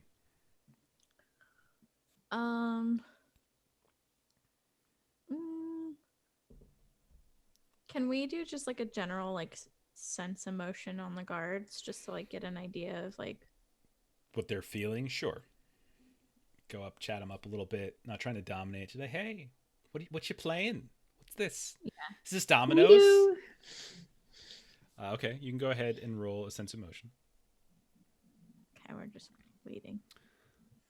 Yeah. It's just so Hamill's slow. a bunch of nervous energy, so Hamill's just sort of running around in Are circles. you around shredding the thing. grass again? One of the large gorillas picks you up and throws you into the lake or into the river. Well, technically it's a lake. Okay. Okay. So the sense of motion came through, and so both rolls came through. So Derek, you do in fact find a handful of compost. Probably would be better used for like a potted plant because there's not a ton of it. But yeah, It's like you a do. used bag of Miracle Grow, just like Exactly. like a quarter of the way full. Exactly. And then Shaidizi, as you talk to, or Helena, as you talk to some of these guards out front, they seem a little disinterested, and sort of bored and resigned to what they're doing. They tell you about what they're doing, what they're playing, but they're not excited to do it, and they're not rude. They just kind of seem like this is their life, and they're okay with that. You know, they're okay with just hanging out on the island, playing some tabletop or tree stump games, and just that being it. Some treetop. I suppose then I'll just like walk after finding my bag of Miracle Grow. We'll walk up to the guards and ask to see if myself and my friends can have a visit with Bohr to do some trading. And then, of course, in classic Tchaikovsky fashion, I pull out the bag of compost and I'm like, he may be interested in what I have here. You see, this is a compound that helps plants grow much larger than normal. It's got nitrates, and it's going to start going into the chemistry of explaining the awes of modern compost to these guards. They definitely look like home and garden people. All right, is anybody going up with him? Helena. Yeah, we're all trying to yeah. join. So all of you are just like everyone in the group just bull rushing the front door. Go ahead and roll a dominate check. I'll give you what's your rank, Tchaikovsky? Ooh, let me look at my character sheet real quick. I think it's a 6, but let me double check. Yeah, because you're old, but you're also a scavenger. 5. So 5 sounds right. Oh yeah, that's right. The scavenger does bring it down. Okay, so you can get a total of a +4 mod between everyone being there. Actually, no, there's 2 guards, 5 of you, 3 of you. The rank differential. Nope, +4. All right, just do that. And so as you're explaining this, they're kind of like, I don't, okay. One of them. So I'm gonna go ahead and I gotta roll their sense of motion back. So you're good. And so one of them is they open the door and they say, 1 second, and then they go inside, and you're like waiting around, and the other guard was like, I'm actually very interested in learning more about gardening. So do you ever get like eggshells and mix them in the compost? I heard that helps. I read that once. I didn't actually read it because I don't know how to read, but I heard that helps. Do you know about gardening? I'm looking at Tchaikovsky. So yeah, Tchaikovsky will say, well, there's a lot of different things that soil requires. The eggshell helps create pockets of air, which plants just like us need air too. So on top of eventually breaking down into nutrients that feed the roots of the plants, it creates pockets of air for the roots to breathe and grow. So yes, that is a good tip. And generally, that is fascinating. Very, very. I will take that into account. We don't get many eggs, but we can sometimes find them. The hunters sometimes frequent the other sides of the river. And another thing, and as he starts to do that, the door opens up, and the other guy comes out, smacks this one on the shoulder, and says, Bohr will see you. And you guys go inside. One by one, and you can see that you're in a fairly large room, and it smells very vibrant in here, but also a little rancid, just because like the soil and the compost looks like they're reusing some of their own waste. But you immediately walk in, you can see that there's these tables to the left and right that have all sorts of different old human tools for gardening, shears, and things like that. You can see that there's partially broken potted plants and things like that have been stacked up here and there as well. There are rows and rows and rows that go back quite a ways of different types of plants. Some of them are trees that you can see are pushing right up to the glass ceiling of the greenhouse. And you can see that there's big bunches of bananas that are growing in some of those. Some of the rows are also just lower level tables, and you can see that there are plants of different types of fruits that seem to be growing on them. A lot of different berries and things like that that are growing. Some of them are ripe and bloom. Others seem to just be green. But the one that lets you inside starts to lead you between some of these rows, and you're all kind of passing by and looking, and you can see like there's flies and things kind of buzzing around, soil all over the place. But eventually you're led to the recesses of the greenhouse, and there you see this older, kind of reddish haired, but with huge pockets of white on the face, orangutan who turns around. They have what looks to be some kind of apron on that says "Kiss the Cook" on it, but it totally doesn't make any sense in this particular environment. But it's all patched up. Their hands are kind of covered in all sorts of soil and dirt, and you can see that they're trying to prune some of these plants of leaves. And the guard kind of points, and as you look around, there's other guards that are in here, and you can see them hiding, kind of blending pretty seamlessly with some of the very heavy vegetation in here. And so when you walk up, you see him, and he says, "I'm Bohr. My man tells me you want to give over compost." Yeah. And so Chai will walk up and just kind of like offer it out as like, thank you for agreeing to speak with us. We appreciate it. And you have a lovely garden in this greenhouse. Reaches out with these long fingers, picks it up, grabs it, smells it, this little tongue taste of it. It is a little past its prime, but thank you. And nods in the direction of the guard. The guard starts to back away. You can see that Bohr kind of sets down his tools, the potted plants, turns to look at you, wipes his hands off, and then kind of crosses his big arms, kind of leans back. What would such a ragtag group have to say to me? Chai is just going to look over his shoulder because he has no emotional skills as an old man. Helena is gonna kind of take a small step forward. We came across someone of your family at the checkpoint, and then she'll mention finding Rutherford and give her condolences. Like, no reaction. This is what happens when one interferes with the goings on of the Watchers.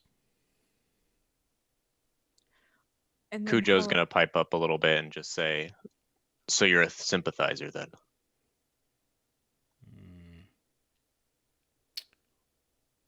Say your piece, and then you might be able to leave.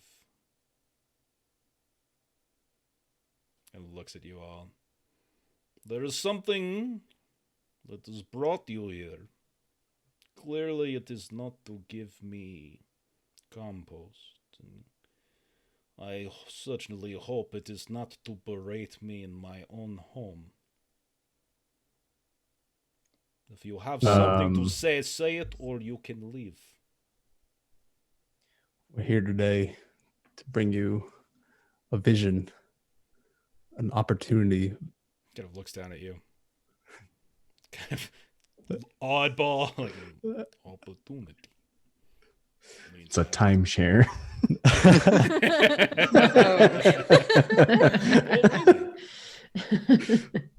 How many different couples are going to be sharing? But something to possibly look forward to. A break from this monotonous lifestyle. He's just like kind of listening, just slowly kind of nodding, and just waiting for you to continue. None of us have been beyond these walls, but we're trying to see what is past this watcher tyranny. Still just nodding, quietly and patiently listening. We've been held down by these watchers, listening to their every commands, living under this fear. But there has to be more out there. Still just kind of nodding, waiting to see if like the pauses in between your sentences become long enough to suggest that you're done, or whether you're still just stumbling for the words. But we're trying to make a difference. We're trying to live bigger, better. And us 5 coming together is asking for your help before it's too late.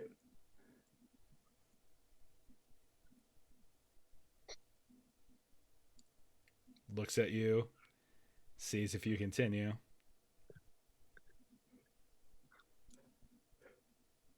Oh, I'm muted. Helena will continue. And she'll say, I was talking and I was like, hello. The watchers are encroaching closer. They were coming from the north. The rabbit tribe had been attacked viciously from what we've heard. And then she'll point towards the badgers and the badger tribe as well. And it just seems like they're clenching their fists tighter. Is this what you wish for your future? For your family's future? The He's just watchers sort of are nodding. the one united issue that we have. And what's the point of quarreling amongst ourselves and staying separate when we could unite and fight them? They're moving very quickly. They were just in the Badger not that long ago. My brother was taken. We came here to try to help. We find that Rutherford was killed. There's a lot happening.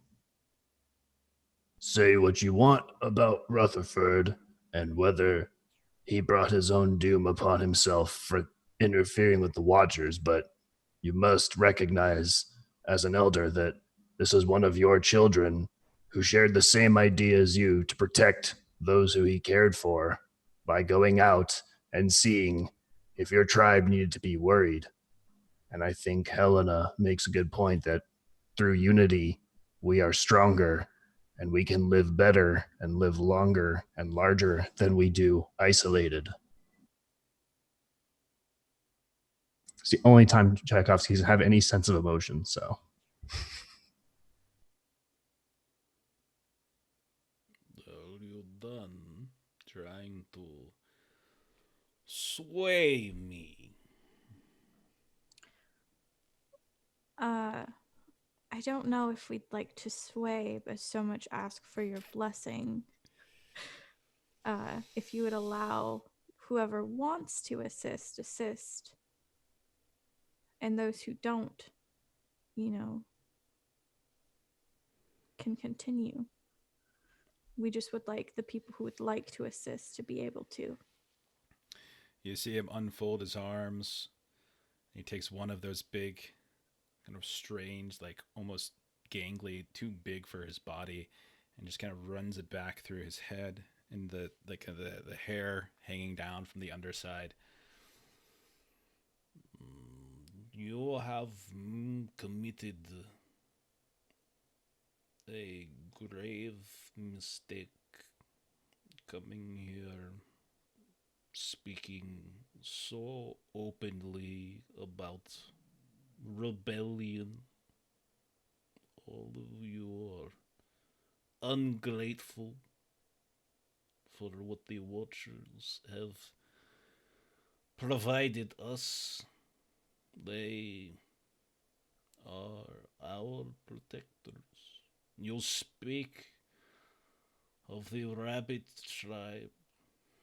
There is no tribe that is more insurgent, defiant across the valley.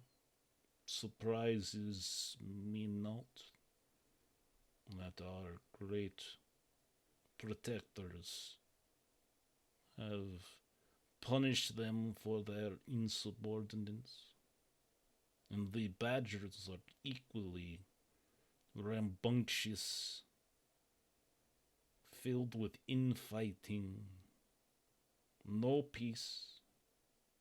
But we, on the ape tribe, we flourish. We have flourished underneath the protection of the Watchers. I have listened to you, and I am sorry that you made such a grave mistake. Guards, please take them away. Their fate will be decided by the council. And he just kind of turns around at that point and starts kind of getting himself all ready. And all of the guards that were hiding in the bushes and in the trees begin to slowly kind of creep and start to surround you. Who's that? Who had that grenade again? Oh, Jesus Christ. What do you guys want to do? Didn't you put it? I think you have it. And didn't you Yeah, put it he inside does. of your your cake display or something in your den? No, I was Oh, like, that's right. I hid the camera and the Yeah. grenade in my tent. Oh, damn. Should have thought ahead. As he's turning around, kind of walking away, I'm just going to call out. I'm going to say, "You call this flourishing?" And I'm going to try and get his attention. I'm going to kind of reach into my satchel and just grab out some spare metal that I had pulled from the skitterer that had taken me down that I had, and just throw it out on the table, pick up the jacket of his dead, tribesmen and say, "How long must this continue? Where all these needless lives be lost? We have people taken from our tribes every single day, experimented on, turned into freaks, and you call that a blessing from our Watchers? How complacent can you be? You cannot be this stupid as a tribe elder, seeing this massacre take place before us in these walls. You call this freedom? You cannot walk 2 miles down the road without being stripped and searched, with us being confined to these cages. How can you call this freedom? How can you call this a blessing?" You see him just very calmly take the apron off, kind of untie it. If you wish to be added to the body count, continue on the path that you have taken. Guards, take them. And then he starts to walk over in the direction of like a little bucket. He starts cleaning his hands. And then every one of you at this point, you have like one of those orangutan guards just standing behind you, and they're all bigger than you. And so they're all just kind of like standing up over top of you. Each one of you is within kind of close proximity. Anything else? What else? I guess. what does like a dominate check like involve? Like that's not necessarily fighting, is it? It very well could be. A dominate check is dominate versus sense of motion. Yeah, even if you succeed, they have a chance to either give you what you want or fight they you. can fight you. It's one of the two. Gotcha. So if you did a dominate check, you certainly could do that, but that's up to Jeff. Very much choose. You can roll it, but they could very much just choose to fight you. Oh, my dominate's not that great. I was just curious. Yeah.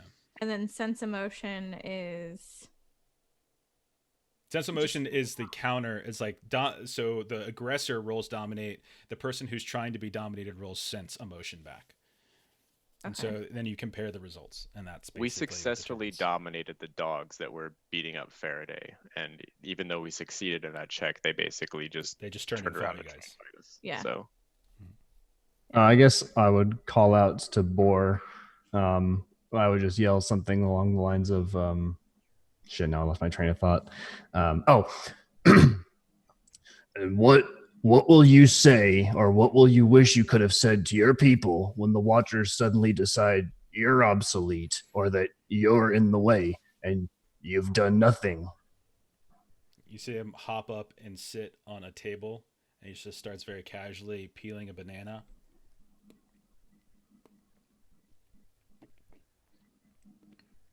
And I think it's pretty clear at this point that you're not getting through to him, and it doesn't seem to be anything you can say. You have. That was just a question. I want to see how far his delusions have He's led not him. even responding to you. He just doesn't care like what you're saying. He's like, who? So you guys have a couple. I mean, you have a choice. You can be taken away. You can try to escape, but the diplomatic approach doesn't seem to be going over well with Bohr. The talking phase of this interaction has ended. Yeah, basically. What do you guys want to do? Do we make a glad break you for didn't. it? Can you see her? Can't see her waves out of this one, huh? He failed too, actually. As long as the guards aren't being like physically aggressive, like trying to like pull me away, They then will I'm just literally kinda... put a hand on your shoulder, and then they will, like, with a hand on your shoulder, begin to reach down, and whatever kind of weapons that you might have, they're pulling them away from you. Like, they're literally in the process of doing that.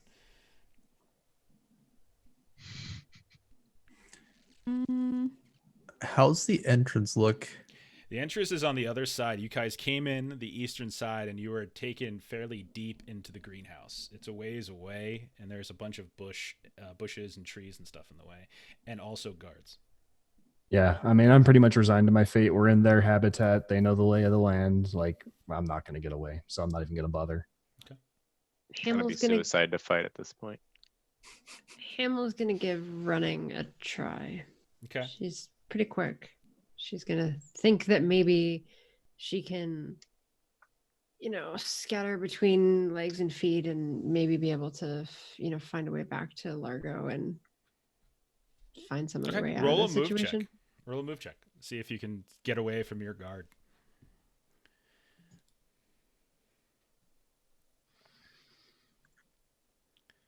What's the terrain look like here?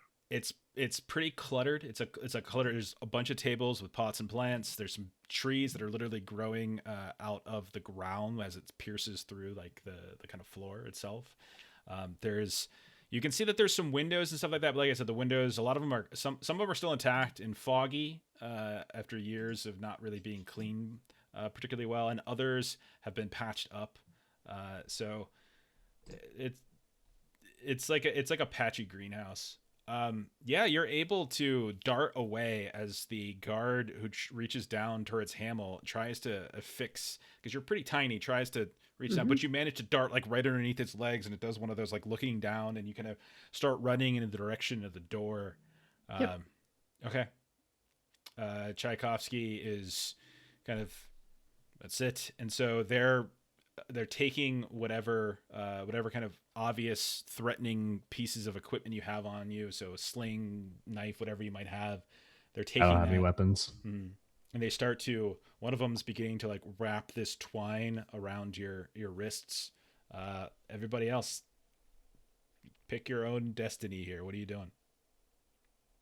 Hamill's running. Tchaikovsky is getting bound. Helena, McCloud, Cujo. What do you want to do? I'm gonna push the hand off me, and I'm gonna do a dominate check to the guard that's trying to manhandle me, and basically to say, if you put another hand on me, I swear to God, you're gonna lose it. All right. So, what is your rank? My rank is 6. Okay, you guys are outnumbered 7 to 5. 6 to 5. So this will end up being a modification of +1. What if I want to lie? What do you mean? I want to casually say I hope that they don't decide to unleash their latest plague upon you. That the Watchers are looking for test subjects, just because Helena is a healer. Okay. And say, they tried exposing it to the cat tribe. Okay.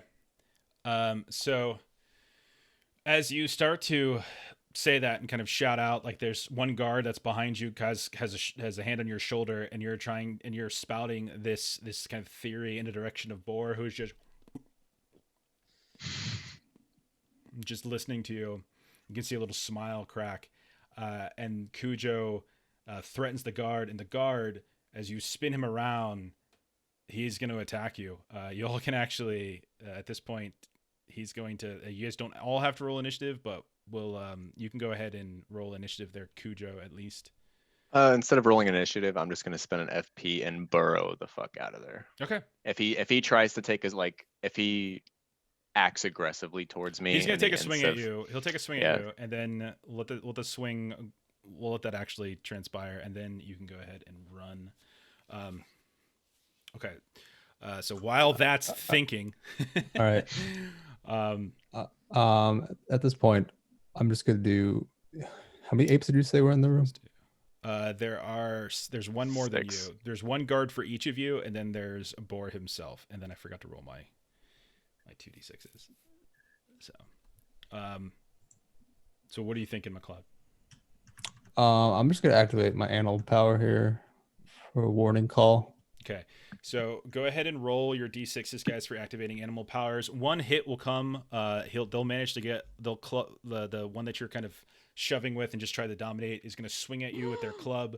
It does succeed. You'll take 1 point of damage, and then your burrow, you pop into the ground.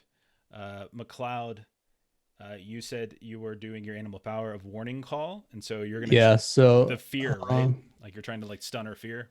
Yeah, it's a stun enemies, and then I can spend more FP to stun more enemies. So I'll just spend 1 for every person.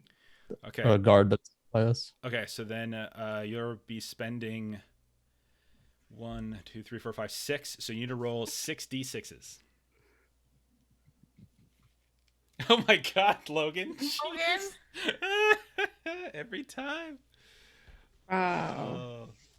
So roll all your d6s as well, because you have to roll a d6 for every feral point that you spend, McCloud.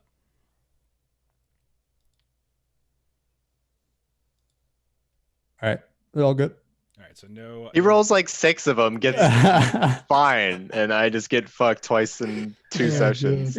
So once again, Time to pick out a new animal. The beast takes complete control, and you are temporarily controlled by the GM as an NPC.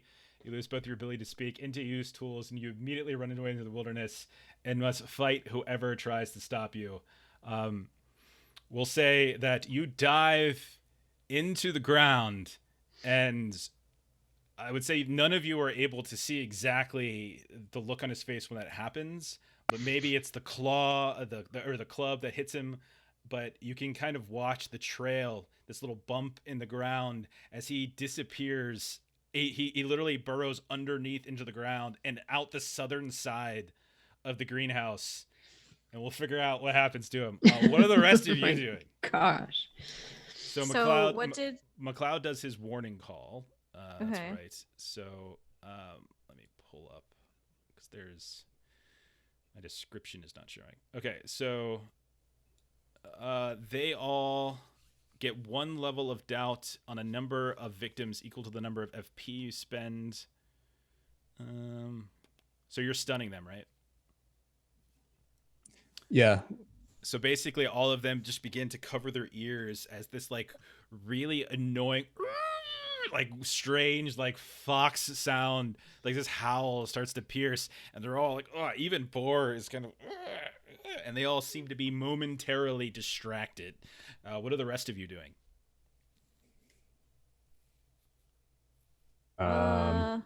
God, I'm gonna run, I guess. Okay. Yeah, I mean, if I'm assuming even if had the guard finished tying my hands, or He's did in he the get process distracted of by the doing it. warning call? I'll say he took your weapons and he kind of like put them into what over little like kind of like in his own little belt area, and then he's literally in the process of wrapping the twine around you, but hasn't like tied the knot. So it's still Was he just, also distracted by the warning call? yeah, then? all of them, because he Oh, spent yeah, enough. all He of spent them. all of them. Okay. They're all like, it's not going to be like a really long stun, but like you had like a moment if you wanted to try to do something. I guess I'll try and use my agility to get me out of this. Okay. So I'll do a movement.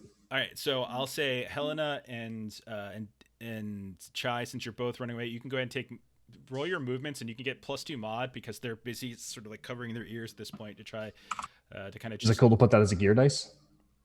Just change your actual skill. And Just, Oh, right. Just Yeah. punch your skill up, yeah, because that's Yeah. it's technically because the gear dice can always go wrong. Skill dice. Yeah, that's don't. what yeah.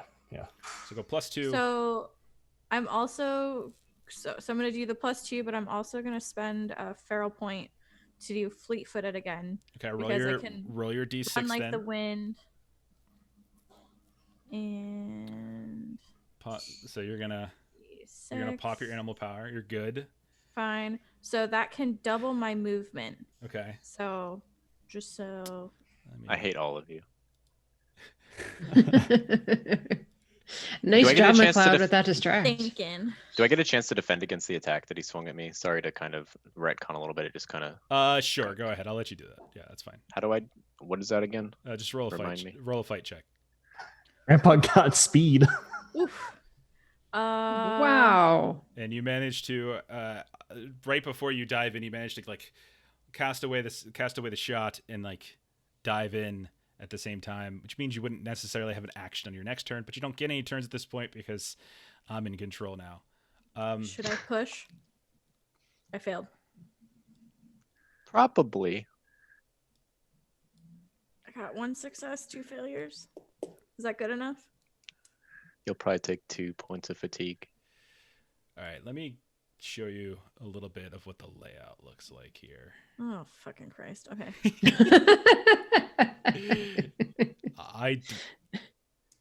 I only do stuff with Language, Ashley. This is a There's family channel. an This is option. ours.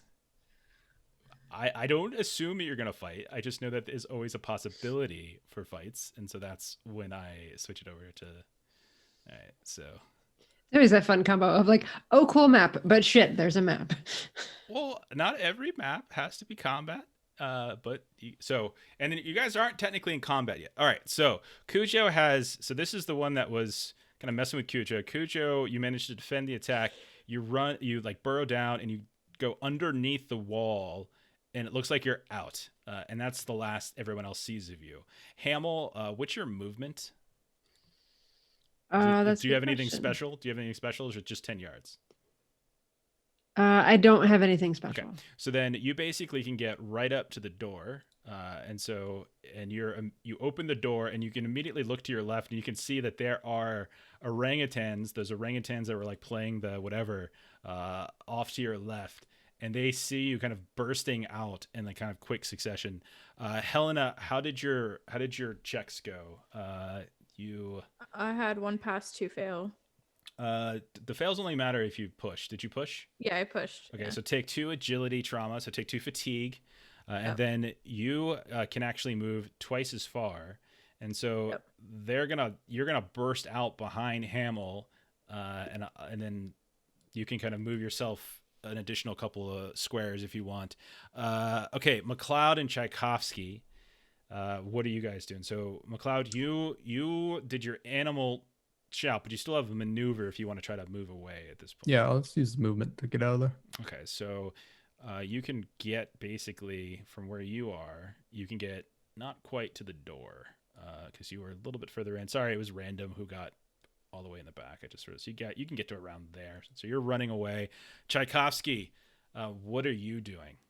I got 4 successes, no failures on my movement, so I'm getting the hell out. Okay. I guess I'll be behind Helena. Okay.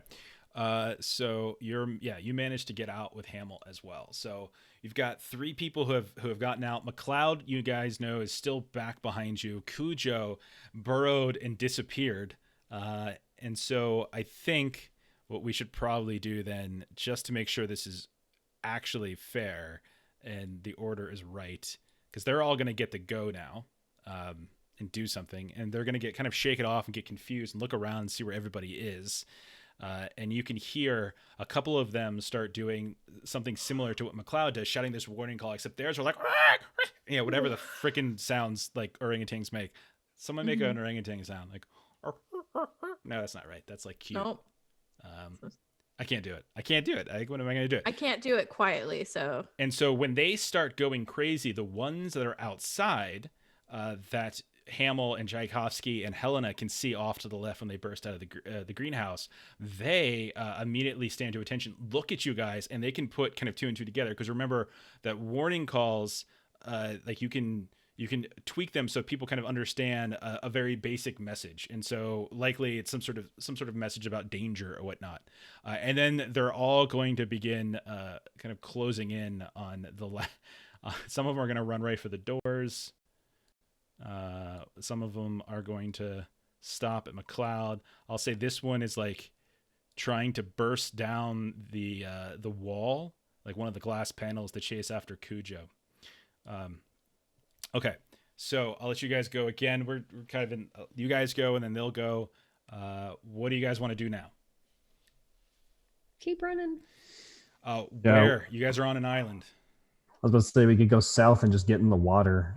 I mean, it takes them out of their natural environment and their habitat, which they clearly know better. And if they're doing warning calls, like they're Biology quick tip: chimps can't actually swim; they're too top heavy; they'll drown. So you guys know that. Jesus. Okay. But Thank you. these are chimpanzee mutants, so they're kind of part humanoid too. So they can. I think the water is our best chance. Me personally. Okay. So, are you shouting anything That works. to this effect? Yeah, I imagine in my curmudgeon-y old way, I would say to the 2 out front with me. And I mean, since I guess McCloud isn't actually right next to us, but I would just say to the 2 door's next to me, like, flapping open. I'm sure he could probably hear you. yeah, we need to make a break for the water and just get away. Okay. All right. The bridge to get across back to where Maxwell was is to the north, and you're going to have to go through a bunch of other orangutans. And you can hear that the warning call has also managed to catch the attention of a variety of the apes that are up in the trees. And you can hear it's almost like a crazy zoo going on up there. All right. So we'll start with, I'll start with Hamill. Hamill, what are you doing? You can move your character. You know the rules. Running. You get 5 squares, 10 yards. Move your character. So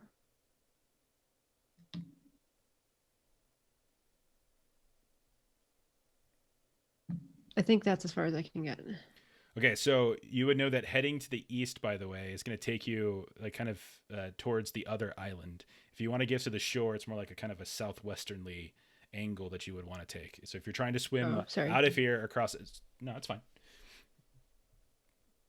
So then here. Okay, so you remember you can take 2 maneuvers, so you can move once and then you can move a second and probably get into the water. Yep, Okay. into the water. All right, so you're gonna hop. So Hamill manages to get into the water. Helena, what do you want to do? Get in my wagon if you don't want to get wet, Helen. I know cats are about water. Oh, Helena doesn't care. She's gonna in the water. My 10th square would actually be off the map. That's fine. That's Okay. fine. Okay. Tchaikovsky. Yeah, I can only move 8, but I'm doing the same thing. Whoop, that's the wrong button. Okay. Right there. All right. Cujo is going wherever the hell I tell him. He's going to like Walmart or something right now. Technically, I'm supposed to fight whoever confronts me too. So. Well, they're busy breaking down the wall. Whoever tries to stop you. So I'm Yeah. saying you didn't go crazy until you hopped into the burrow. And so because like they attacked you first, you defended, then you burrowed. The feral, like your feral state didn't actually trigger until you started burrowing. So had it triggered before, I'd probably have had you stay and fight. But I feel unless like we're someone going to stops you. question whether or not your tankiness is really worth it after like 2 days in a row of you just going mental crazy mental running issues. away. My crazy eye is just gonna start getting crazier and crazier. At the cabin. And McCloud, you are now in a greenhouse. There are 2 orangutans in front of you that are making for the door, chasing after your compatriots. There's one right next to you Bohr is kind of shouting orders, go get them, blah, blah, blah, blah, blah, that kind of thing. One of them seems to be banging and trying to remove a panel on the greenhouse to try to chase after Bohr. And another one seems to be fairly close to you as well. What do you want to try to do here? They kind of left you. I'm just gonna run out as best I can. I want you to roll a move check, and I'm going to give you, because there's 2 that you're trying to move past to get out that door, I'm going to give you a -2 mod on this. So move -2.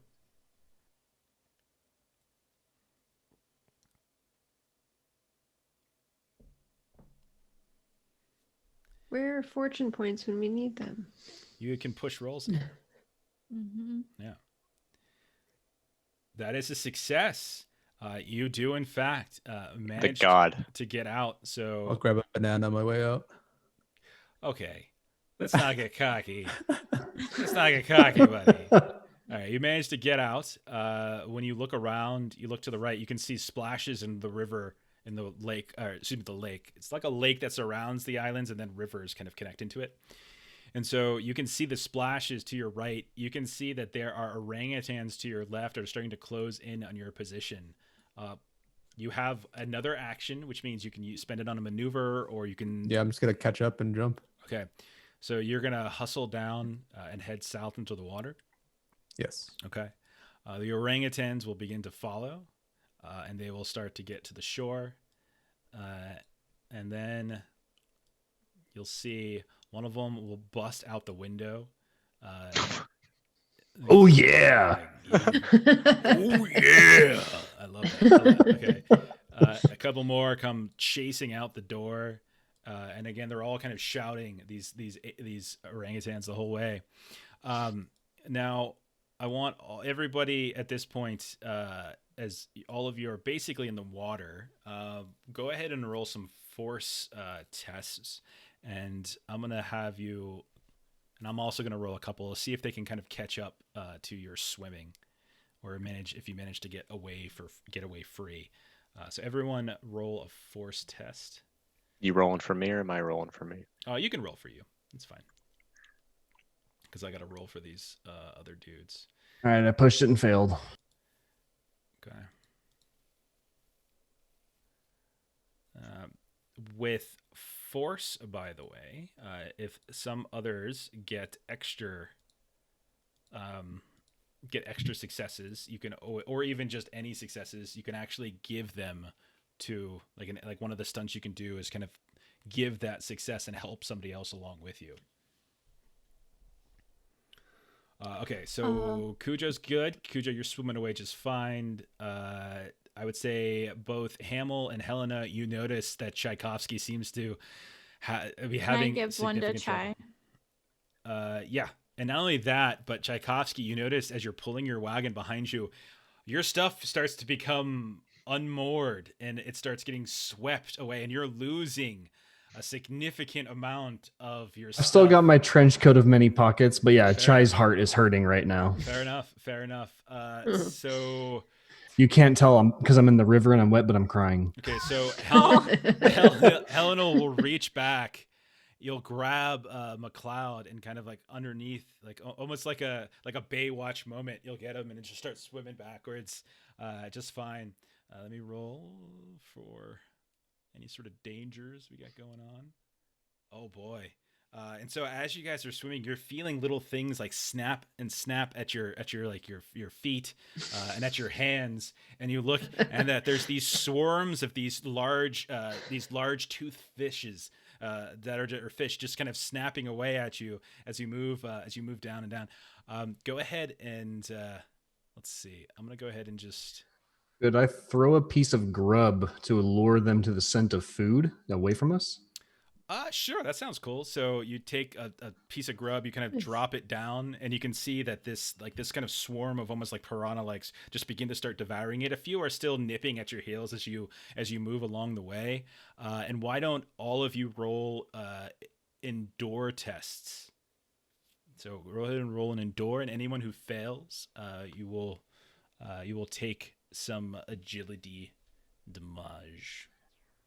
Quick question, so because I was given a success point by Helena, do I take the strength damage that I took earlier, the weakness or whatever it's called? No, she literally succeeds for you. So she had a stunt to give Yeah. it to you. I give you one more dice. So everybody rolling in door. Okay, Cujo, you're good. Can I you are push? not. Yes. I don't know why it only rolled 1. I have a 2 in strength. Okay. Make I sure you will hit your also modify push. and done. Okay, so these little fish are kind of snapping at you along the way. So Helena and Tchaikovsky, both you take a point of damage. Not fatigue, but actual damage as you're just kind of getting bit and bit and bit. You do, on the bright side, manage to put some distance between yourselves and the orangutans, who once they get like a few yards out into the water, they're like, I don't want to do this. I don't want to do this. A lot of them are just kind of like waiting there. And then they begin to swim back, and you can see Bohr. It's just sort of standing on the shore, like looking out at you, and arms kind of crossed. As you continue to swim across the river, periodically being pecked at, maybe you drop some more grub along the way to distract these fish. You start to enclose upon the western side. It takes probably about 20 minutes or so for you guys to make the swim. And as you get close, you can see within about 30 yards that the fishing shack that you met Maxwell on, who's not there, he's still waiting for you guys to come back and tip him for his Uber. You can see that there are these sentinels that have descended upon the shack.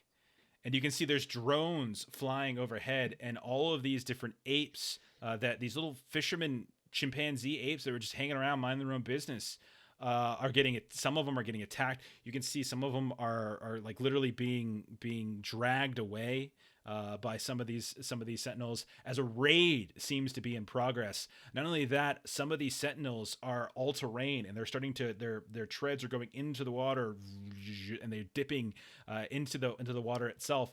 The heads are still up above the surface, but they're just traveling across at this point. We don't have that video camera on us, right? No, it's in my couch. No. Yeah.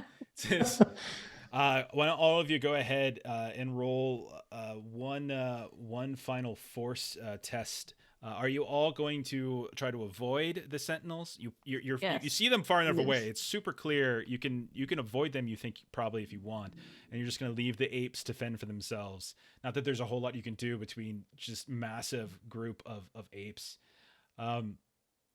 Okay. You said a force check? Force check, yeah. The God roll. Oh, very nice, Oh my man. God. Very nice. Anyone fail? I think we're all good. Yeah, looks like everyone's good.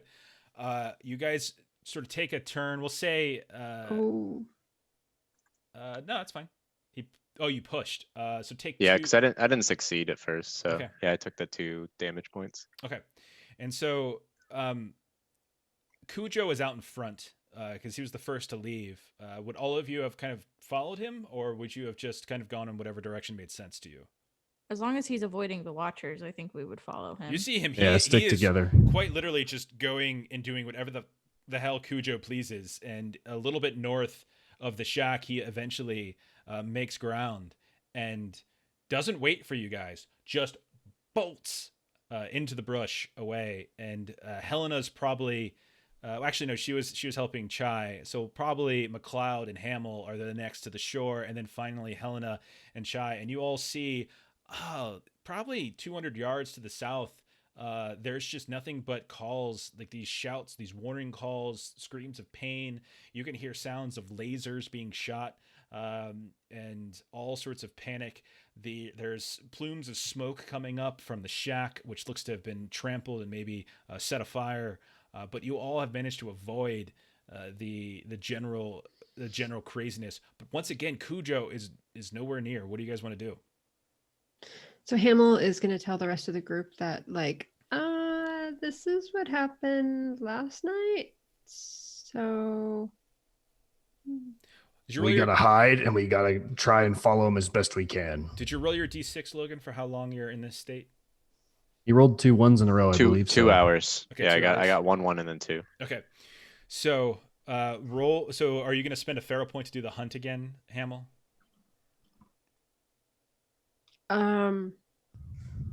I'm gonna tell the group, like, this is kind of what happened last night. Should we just try to keep an eye on him and follow at a safe distance? He's ahead of you guys at this point. Like he got to the shore first. He was the first one out. He was like 2 turns ahead of you guys, got into the water, and he was just going. You guys were I could helping probably Chai. do. Yeah, I could probably do scouting. I've got a 3 in scout and a 5 in wits. That's 8 dice. We could just try and follow and stay hidden from the watchers. Okay. Can we view Bohr on the shore? Not at this point. You guys are all the way on the other side of the river. Oh, okay. Or other side of the lake. And since we're all agreed, I'll spend the feral point. Okay, so you spend the feral point. You kind of pick up. Never mind. Pick up a scent. Yeah. Did you want? If we're both Chai doing it, it's fine. Well, no. Chai has to roll a test. You can just spend a point. Oh yeah, I'll spend a feral point. Yeah. And then roll your d6 for roll a d6 per feral point you're spending. Oh, that's right. Just one right now, just to get. And then just roll one.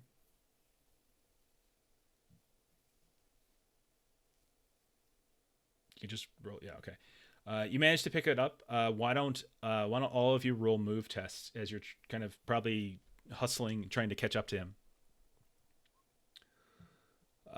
Okay. All right, that's enough because Derek can probably give the other one over to Helena. Pay it forward from the river. Yeah, exactly. And you all manage to track him down pretty quickly within probably about 15 minutes. But you see that he is just tearing through some sort of small creature, just in no way, shape, or form aware of the fact that you're around him. And you can see he is just head down into the dirt and mud and just ripping things away. He occasionally looks up, far away, looking his eye, like sniffing a bit. And you know very well, Hamill, that you don't approach a Wolverine when they're in such state. What do you want to do? You can't approach him. me. You can certainly approach Yep. him. Everybody stay back. We probably just want to wait this out. Okay. Yeah, I mean, that's basically what we're going to do is just watch for watchers and then stay as close as we can without antagonizing him. You periodically see drones fly overhead, maybe like support staff. At certain points, you duck, behind trunks of trees and in the overbrush, try to stay out of sight. And after a few hours, after a little while, you see Cujo kind of begin to get a little dizzy and just sort of collapse in a heap in the middle of this kind of large meadow with very high grass. Kind of breathing as if he just ran a marathon. And Helena will call out Cujo. And Cujo, you have like a ringing in your ears, like tinnitus is kicking in. You're having like blackouts. What the hell just happened? You remember the greenhouse, you remember nearly getting clubbed, and then everything after that is kind of a blur. You think you were swimming at some point. There might have been, you swimming? And you're like, look around, you're kind of still damp in some places. And then you hear Helena's voice call out, and you look around, and you can see this cat kind of approaching. And Helena will just kind of like tisk at him as she just kind of crouches down next to him and pulls open what remains of what was in her bag. And I'll do a heal. I'll do a heal test. We're gonna have to come up with like a trach shot or push something that. to just, as soon There as you we go. see it happen, and just Alright. shrink him. Okay, take a point of doubt, as this Got is it. now twice in 24 hours you've had to do this, and maybe the doubt is, I don't know if this team's going to stick together with this kind of shit. But eventually you all reconvene a few hours later, still a little bit before sunset, a couple hours, and you can see at this distance that the sentinels, as you kind of peek between the trees, maybe you get a little closer to the river and you look across and you can see at a distance that some of the craziness that was transpiring on the shore has reached the islands itself. Who actually survived, you don't know. Largo, Bohr, any of the others. What do you all want to do? I'm mourning the loss of my things. Yeah, I think we need to make camp and wait for it to pass. Okay. Hamill's just going to be running around with kind of all that nervous energy. Like, we tried to warn them. We tried to warn them. But fuck us. Of course, we had bad ideas. But I mean, we tried to warn them. Yeah, I'm and gonna start- I'm Tchaikovsky gonna- being all grumpy is just like, I hope that Bohr is one of the ones that gets taken out by those sentinels. I'm gonna start coughing up, and it's just gonna be kind of some fur and bony bits that I'm not really used to sensing, and just kind of picking it out of my mouth. And my more human side is coming out, and just be like, what keeps happening to me? Cloud. Anything going on? No, I'm just chilling. Okay. You can't. Helena, You can't. Oh, go ahead, Helen. I'm sorry. Helena will reply to Tchaikovsky and say, I hope he survives. I hope he's one of the very few who are left who gets to witness the destruction. Man like that, that's so bent in his delusion, he'll think they all deserved it. He'll probably think we brought him. He'll probably think it's our fault. Yeah, but he could. So you make camp. You rest until the next day. You wake up in the morning, and it's kind of a gray, dreary morning. Eat your grub, drink your water for the day, restore some of your doubt. I can't remember. One of the two. Is there enough sunlight for me to do some sunbathing as a reptile to restore my instinct? Yeah, you probably could have. Sure. Okay. Enough, a little bit. You find a rock, climb up on top of it. You see him. He's just Flatten out. He puts like one of those metal things to make sure it gets the other side of his chin. What do you guys want to do? Do you want to head back to the Ape Habitat? Do you want to go return to Truffaut? I think we have to go back to Truffaut and give another update to what happened here. Okay. I'd like to at least see if maybe Maxwell is still alive. Like, skirt around carefully. Okay. Yeah, I'd be curious to see what we can see. Yeah, if it's past. When you head a little bit south again and try to peek at that fishing shack, you can see that the dock has ripped away partially and has likely floated down the river. There's still a little bit left, but there was like a T, and the T part has ripped away, and there's just like this small little spoke sticking out. You can see the bodies of some monkeys, some apes laying on the ground. The shack has completely been collapsed inward on itself. You see no living apes in the area. You also don't see any sentinels or watchers anymore. But you see all sorts of tread tracks and stuff in the mud. Ran over bushes, knocked over trees. It's kind of a horrible sight, in fact. Do we want to go across the bridge and try to look for Largo or anyone? It's not a bridge. You'd literally have to swim back. They didn't leave There's any no boats boats on left this side. over. Nothing's salvageable. Everything's either floated away, or it's kind of just been broken and run over. Scavenge a boat for us. I could just turn the roof of a shack into a little raft. We may get asked what happened to Largo, so we may want to get a little information before we go I back. think, Yeah. given how we left the island, it would be in our favor to just leave it as is. Because who knows? We're gonna have to if it's the elders and stuff, and they discover us when we're there, they'll probably fight us. Especially if, like you said, they think we brought it. Remember, We could Largo go to told the us. other island, though.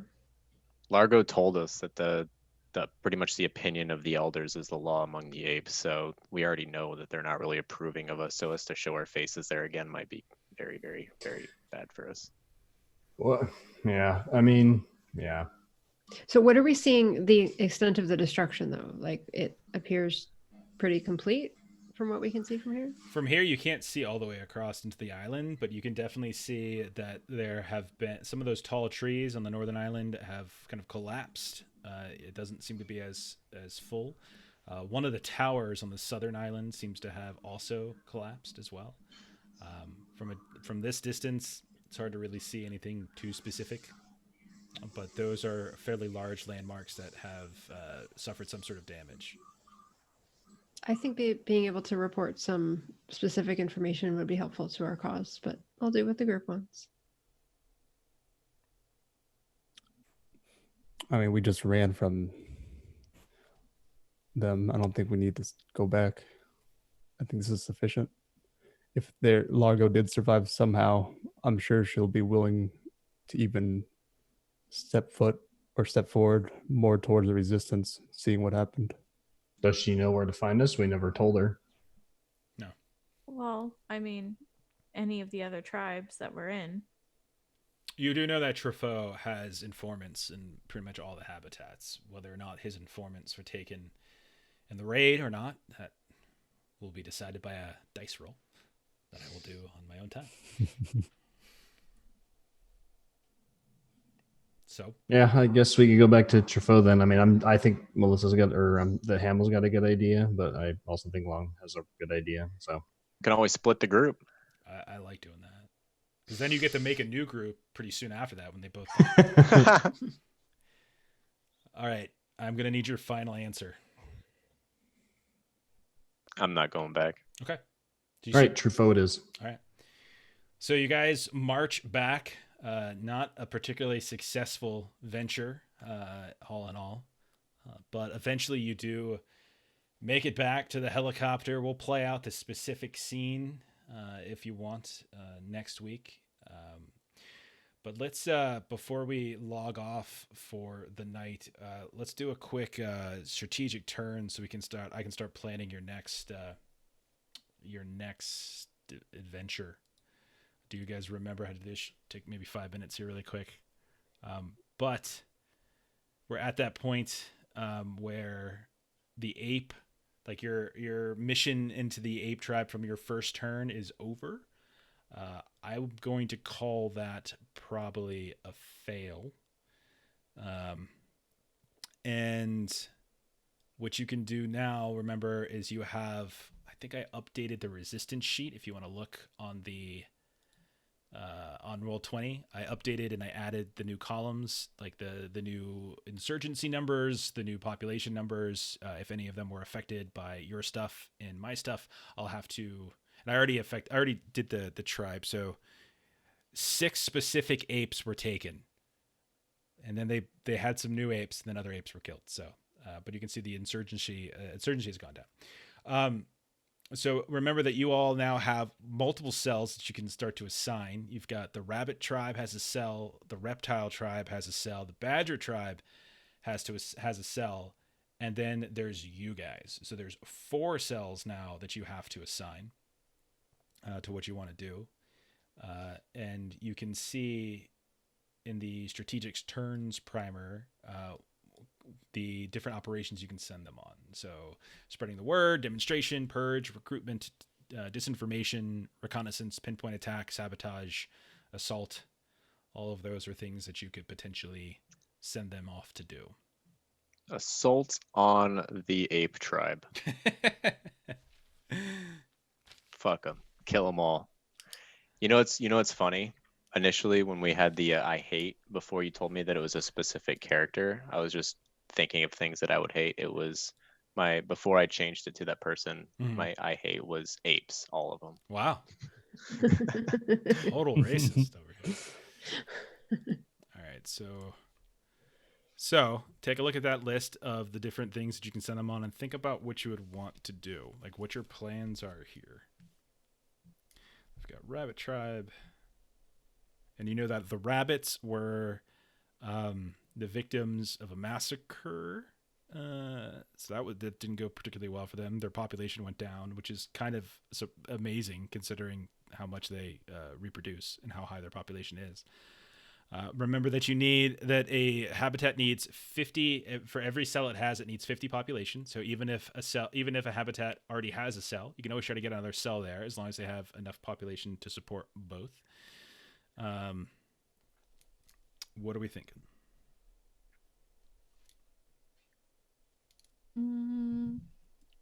Maybe get another cell going in the reptile tribe. So do recruitment. Perhaps badger tribe. Do perhaps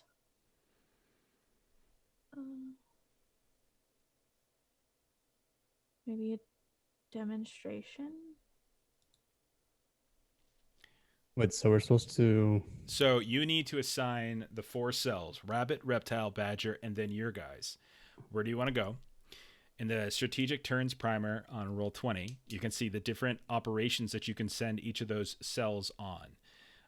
There's the name, then there's the description, what it kind of does thematically. Then the success chance is how many base die you start with to roll to see if it's successful. There are certain things that might lower that number, like how far away from, if you send like one cell from the rabbit tribe to the complete other side of the valley, which is really far away, that's going to lower the success chance. There's also danger. Danger could result in possibly killing the cell that you go there, because when you roll for danger, you roll that many dice, gear dice, and if any of them land on ones, then the cell is dead. They could still be successful, but they're dead.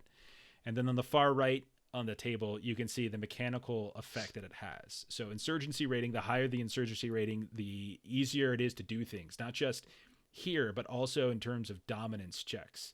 So if you go to a cell where the insurgency rating is really high, it actually benefits your dominance checks, because it means they're more likely and more willing to listen to you. Whereas if you go to a place and try to and dominate them and convince them of the resistance, it actually makes it harder because they're more ingrained and they're more supportive of the apes. So I feel like if the rabbits just had a big massacre happen in their habitat, that they would probably do one of the kind of more offensive. Like, That it or would we make could just do sense. spreading the word. I think we should do spreading the word in the badger tribe, because we did disinformation last time. And I think that spreading the word would be like, that would kind of thematically go along with the goings on there. You were successful in the reptile tribe of gaining the cell. You sent the reptiles to the rabbits to recruit, and you got it. You got a cell that was successful. The disinformation in the badger habitat is what you did with the badger cell. That was unsuccessful. And then I'm going to call your mission did not go particularly well, as you weren't able to kind of make the connection with Largo. So for whatever that's worth. I would vote that Wouldn't it be the a one in the success because we rabbits did purge. reconnaissance? That's actually a fair point. Yeah, that's a fair point, actually. It's We technically watched them destroy the reconnaissance. apes. Yeah. So that means the benefit is chance of success is +4 to any operation in that. So any operation that you do in the ape habitat on this turn is going to get +4 to their success chance. So no matter what it is you do in there, you're going to get 4 extra base die to roll when you try to decide if it succeeds. Assault. So, well, no, maybe we should Kill 'em try all. recruitment. Assault actually attacks the watchers. It doesn't attack the apes. Yeah. We could Yeah, purge. Play around with the It words a says little bit. loyalist target. Wouldn't he be a loyalist? too? That's fair, actually. Yeah. You could say it attacks. Yeah. Known sympathizers, known loyalists to the watchers. Sure. I say we go for it. Yeah? Yeah, just send an assault to the fucking apes. Okay, Yeah. who do you want it to go? Rabbits, reptiles, badgers, or yourselves? They were Well- talking shit on the rabbits. I think we should send them in there. Well, hold on. We got to think about how this could backfire against us, because that could push their philosophy more towards the rabbits are a bunch of insurgent beasts, and Math is also for blockers.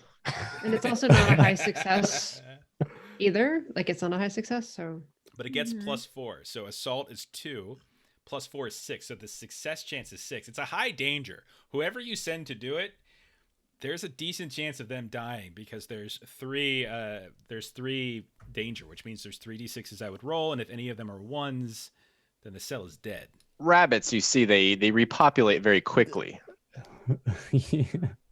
So the I don't fact know. that I think the Some rabbits guys. should purge. I was going to say purging is the same thing, just smaller scale. Okay. Kidnapping or murder, and much higher success rate. Yeah. Okay. That's what I think the rabbits should do, because they just got attacked. So I feel like they would turn around and purge. Do you want the rabbits, though, to do it in their own cell, or do you want them to do it in a different cell? I would say again, their own. The +4 that you guys got from reconnaissance is only in the ape habitat. I So- think they should purge in the ape. I agree. I think that's a fair compromise. Okay, so rabbits are going to the ape tribe to purge. Got it? Okay, so then you have reptiles, badgers, and yourselves to figure out now as well. While I look something up. Talk it out. Let's see. So Badgers was disinformation and a fail this time. They tried to do disinformation in the badger failed. habitat, and they failed. Reptiles, I think we should spread the word. We need to increase their insurgency rating Okay. And where are they spreading the word? in their own habitat. Yeah, in their own habitat. Okay. Why not do a demo for 2d6 instead? Because it's got 2 danger. Well, yeah, risk reward. It's just only 2. Would you rather? Well, if we lose that's the thing though, is we lose that cell. Yeah. And we don't So- have a ton of cells yet, so I would agree with spreading the word. I mean, I would recommend, but you guys don't have to listen to me. At least have one recruitment mission going on, so that you're constantly Yeah. taking in new cells. Oh yeah, recruitment is. is a cell beginning. Yeah. Yeah. And that's the only way you guys get cells. Wait, Yeah. so what happens? Oh, I see. So danger roll only kills your cell that you send out? Yeah, is that what danger happens? doesn't actually affect success or failure. All it does is it affect whether or not the cell survives. So the cell can be successful in what it's doing, but also die in the process. Okay. Let's just dump all our points in recruitment. Ooh, yeah. Just take over the population by recruitment every single time. Okay. Okay. Do the We can badger recruit and the some- reptiles do recruitment? Yeah. Sure. Okay, so Where are we Where- gonna go? So you want them? Do you want them to recruit in their own habitats, or do you want them to recruit elsewhere? In their own. Well, we probably want to try and recruit people from each tribe. It'll give us more influence, I feel like, overall. I don't know. Yeah, if that's- like the badgers could recruit the cats.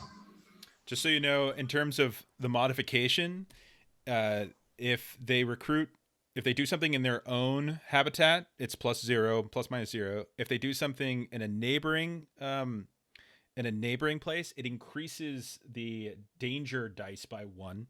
And if they do something that's not neighboring, it increases the danger dice by 2. It doesn't change whether or not, it doesn't affect success or failure. It just makes it more dangerous to do it because they're crossing lines, traveling. Can we see the basic map again? Badger have the Ashley's, population to have 2. Actually, you're getting kind of We could robotic. recruit in the cat tribe. Okay, there you go. You're back. Am I back? Yeah, you kind of, the part of that was hard to hear. Let's just repeat what you said. Reptile and badger tribe have enough to support 2 cells in each of their things, so we could do it in their own, and then we could recruit at the cat tribe because I'm a member of the cat tribe. Yeah, it's true. We can, yeah, let's just try and boost our numbers for now, I think is a safe, fair play. Okay. So you want reptiles and badgers in their own habitats recruiting extra cells. Mm-hmm. Okay. Yep. Okay, so reptiles go to the reptile, recruit. Badgers are going to badgers to recruit, and then we're going. Are you guys all on board with the cat recruitment for yourselves? Yeah, that's fine. And then we're doing the purge, right? Purge with We're the sending rabbits to With the purge. apes, rabbits are yes. going to the apes to purge. All right. So we got a bunch of recruitment going on and 1 purge. Okay, so then I thought it was assault. Or was it No, we purge? compromised. purge Oh, okay. was like a lighter form of it. Wasn't it your idea too to go purge? Mm-hmm. I think it was your idea, Long. Okay. I thought I said assault. No, yeah, he Yeah. did say assault. It was Me and either Long I were said on the purge. He soul. said assault. Okay. All right. Okay. So insurgent. So all of you go ahead. Let's see. We've got to roll the actual increase to your normal rolls. Or so everybody roll for their own habitats except for Melissa. Why don't you roll for bears? What am I rolling? Everyone roll a d6.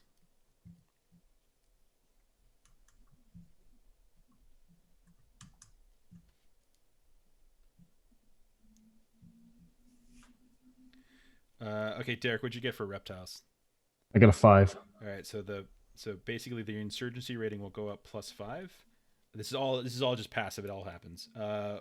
Melissa, did I tell you the roll for bears? Yes. You got +4. Yep. Long, what'd you get for dogs? 1. That makes sense. Okay, what'd you get for cats, Ashley? 6. Oh, nice. Okay. Then what did you get for badgers, Logan? 3. All right. Long, why don't you roll for apes? And then Logan, why don't you roll for One as rats? well. Perfect. Rats are 5. Okay. And then, hey, Long, why don't you roll for rabbits? No. Here we go. There he goes. Hey, There he 6. goes. Okay, so, I got the natural insurgency increase that they're all going to do. This is just the natural increase in response to the animal's captivity and the oppression of the Watchers. You did your planning phase. So rabbits are going to the apes to purge. Reptiles are staying home to recruit. Badgers are staying home to recruit. And you all are going to the cats to recruit. Then it's time for me to reveal what I have already locked in. Reveal it. Yeah, I got to put it in your journals now. And so I will show it to players. Hopefully it should have shown. Did it show for you guys? Yes. Mhm. All right, so I went ahead and I decided to massacre the rabbits again, because fuck rabbits. I sent a raid to the reptiles. I sent a recon to the rats. I did roadblocks at the cat tribe. So once again, I sent stuff to where you're going. It's twice now. And then I sent patrols to the badger tribe. So every one of your missions will now have some sort of watcher presence. Okay, so then now what we got to do is we reveal our plans simultaneously. All operations are resolved via dice rolls. We resolve non-PC operations, taking into account the watch operation. So the first one is, let's start with the ape purge. So you sent the rabbits to do it. The rabbits are, I think they border. Do they border? I'm reading here. So for the purpose, the ape island is considered to border the dog, reptile, and bear habitats. So there'll be a +1 danger die for the rabbits who are heading to purge the apes. Okay. And then there's still the +4, right? Exactly. Yeah. So it'll be 8. Chance of success is +4 is 12. I don't have anything in the apes actually, so you don't have to worry about anything for me. So roll 12. Who wants to roll 12 d6s? Who's feeling lucky? Ashley? Yeah. Let me check insurgency rating really quick, because that's the other thing that sometimes affects this. Is insurgency rating in the ape tribe is at 39, which is -1, so it's 11d6. Go for it, Ashley. So it's 10. Oh no. Oh. So that's. Oh my gosh. No. I don't know what I just did, but Basically You rolled bad. the purge failed. Hey, yeah. Oh my gosh, 11d6 is another single 6. Now we need to roll the danger die. So for purge, it's 1 danger. Then there's +1 for the distance. Long, roll 2d6s and avoid 1s. Okay. So while they failed, they at least didn't die. We'll talk about how that looked like next week. Okay, Derek, let's do the reptiles. So the reptiles, they were staying home. They were trying to recruit, which has a chance of success of 6. I, however, sent some watchers in to raid. So for me, raid, where are my watcher operations here? A raid does not actually influence the difficulty, the chance of success. So it does, however, reduce the insurgency. So go ahead and roll 6 d6s to see if the reptile cell was successful in their recruitment. Okay. Oh my No. goodness, guys, I think it's gonna die. Can we start pushing? You cannot push these rolls. Okay, and then you need to roll the danger now. Roll 1d6, Derek, for your tribe. Oh my gosh. Oh no. Not only Clutch. did that fail, the reptiles killed themselves. So that reptile cell is now dead. Like, get this resistance out of here. Holy crap, guys. We're gonna be a band of our own pretty soon. It's like, can we just climb over? Holy fuck. Okay, badgers. So who wants to roll? One of you is going to roll the success chance, and one of you is going to roll the danger die. Who wants to do what? I will roll neither. Okay. Oh, how many success All dice right. am I trying to So roll? I sent out patrols. Patrols have -2 chance to success and danger +2 to any resistance operation. So in this case, recruitment starts at 6. -2 is 4. The insurgency rating of the Badger tribe is at 29, which is a -1 chance to success. So you're rolling 3d6s to try to recruit. Woohoo! And you were successful. Excellent. So you Yay. get Good job. Thank +1 God. cell. Now you need to roll 3d6s for danger to see if they die. Here's the trade. No, no. No, that's good, isn't it? That's good. Yeah. Yeah, they're not That's ones. right. They're ones. Yeah. Yeah, you won. Oh, one. okay. You're good. So Okay, you good. have we Yay! actually boost the amount of cells we got. We were so successful that we actually populated.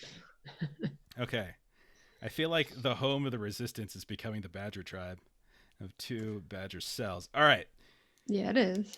So we've concluded that. I'll go ahead and populate all the numbers with my stuff in terms of like fixing the effects and whether or not how it affects the populations and things like that.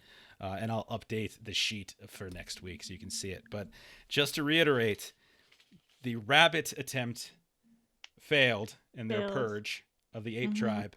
However, they did survive. The reptiles tried to recruit, but apparently were recruiting some loyalists and got their asses shivved, and so they died. And the Badger tribe did manage to get it. So overall, you gained you're basically the same amount of cells that you had when you started. Yeah. Aren't we trying to recruit in the cat tribe ourselves, though? Yes. So we'll see how that goes next time. All Okay. right. I will update because that's a full adventure like we just did with the ape tribe. Okay. So that's it. We went really long. Sorry. Yeah. Next week, are we good?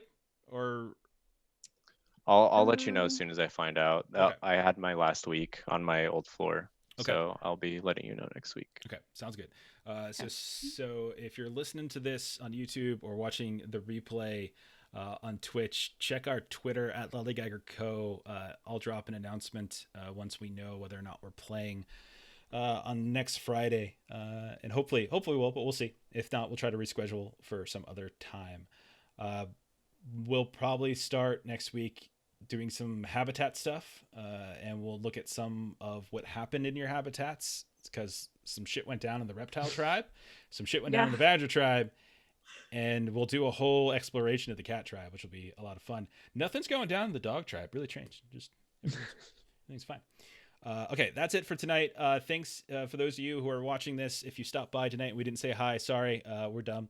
And if you're watching this later on YouTube, thanks for listening. Check out some of our other stuff. Thursdays, you can check out our Zweihander campaign, The Ailing Isle, at twitch.tv/ZweihanderRPG. And every Monday we release a new episode of a podcast, audio only. Just search for Adventures in Lollygagging wherever you find podcasts. And that is it for tonight. So thanks for playing. Night.